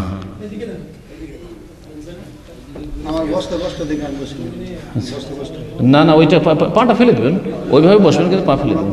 ও আচ্ছা আচ্ছা, কারো অসুবিধা থাকলে কোনো অসুবিধা নেই, সুন্নত, এটি সুন্নত, অসুবিধা নেই, পড়া যাবে। তসবিহ পড়ার পরে সেজদাতে অন্য কোনো দোয়া যদি পড়তে যান, তসবিহ পড়া, সুবহান রাব্বিয়াল আলা, সুবহান রাব্বিয়াল আলা, সুবহান রাব্বিয়াল আলা পড়ার পর পড়বেন আপনি অন্য দোয়া। জি, কি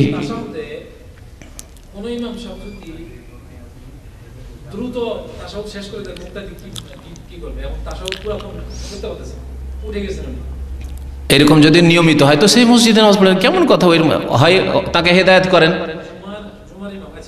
যদি কেউ লম্বা করে, মুক্তাদির ওখানে চুপ থাকবে নাকি? না না, অন্য দোয়া পড়তে থাকবে, মেলা দোয়া। রব্বানা আতিনা ফিদ দুনিয়া হাসানাহ ওয়া ফিল আখিরাতি হাসানাহ ওয়া কিনা আযাবান্নার, রব্বানা যালামনা আনফুসানা। হ্যাঁ, প্রথম তাশাহুদে দুরূদ পড়তে পারেন। কোন রিওয়ায়াতে আছে সাহাবে কেরামরা দুরূদ পড়তেন। এজন্য শাইখ ইবনে বাজ লিখেছেন যে যদি প্রথম তাশাহুদে সময় পায় তো দুরূদ পড়বে, কারণ দুরূদ একবার পড়লে 10 বার আল্লাহর রহমত নাযিল হয়। নবীর প্রতি দুরূদ, অসুবিধা নেই, পড়বেন।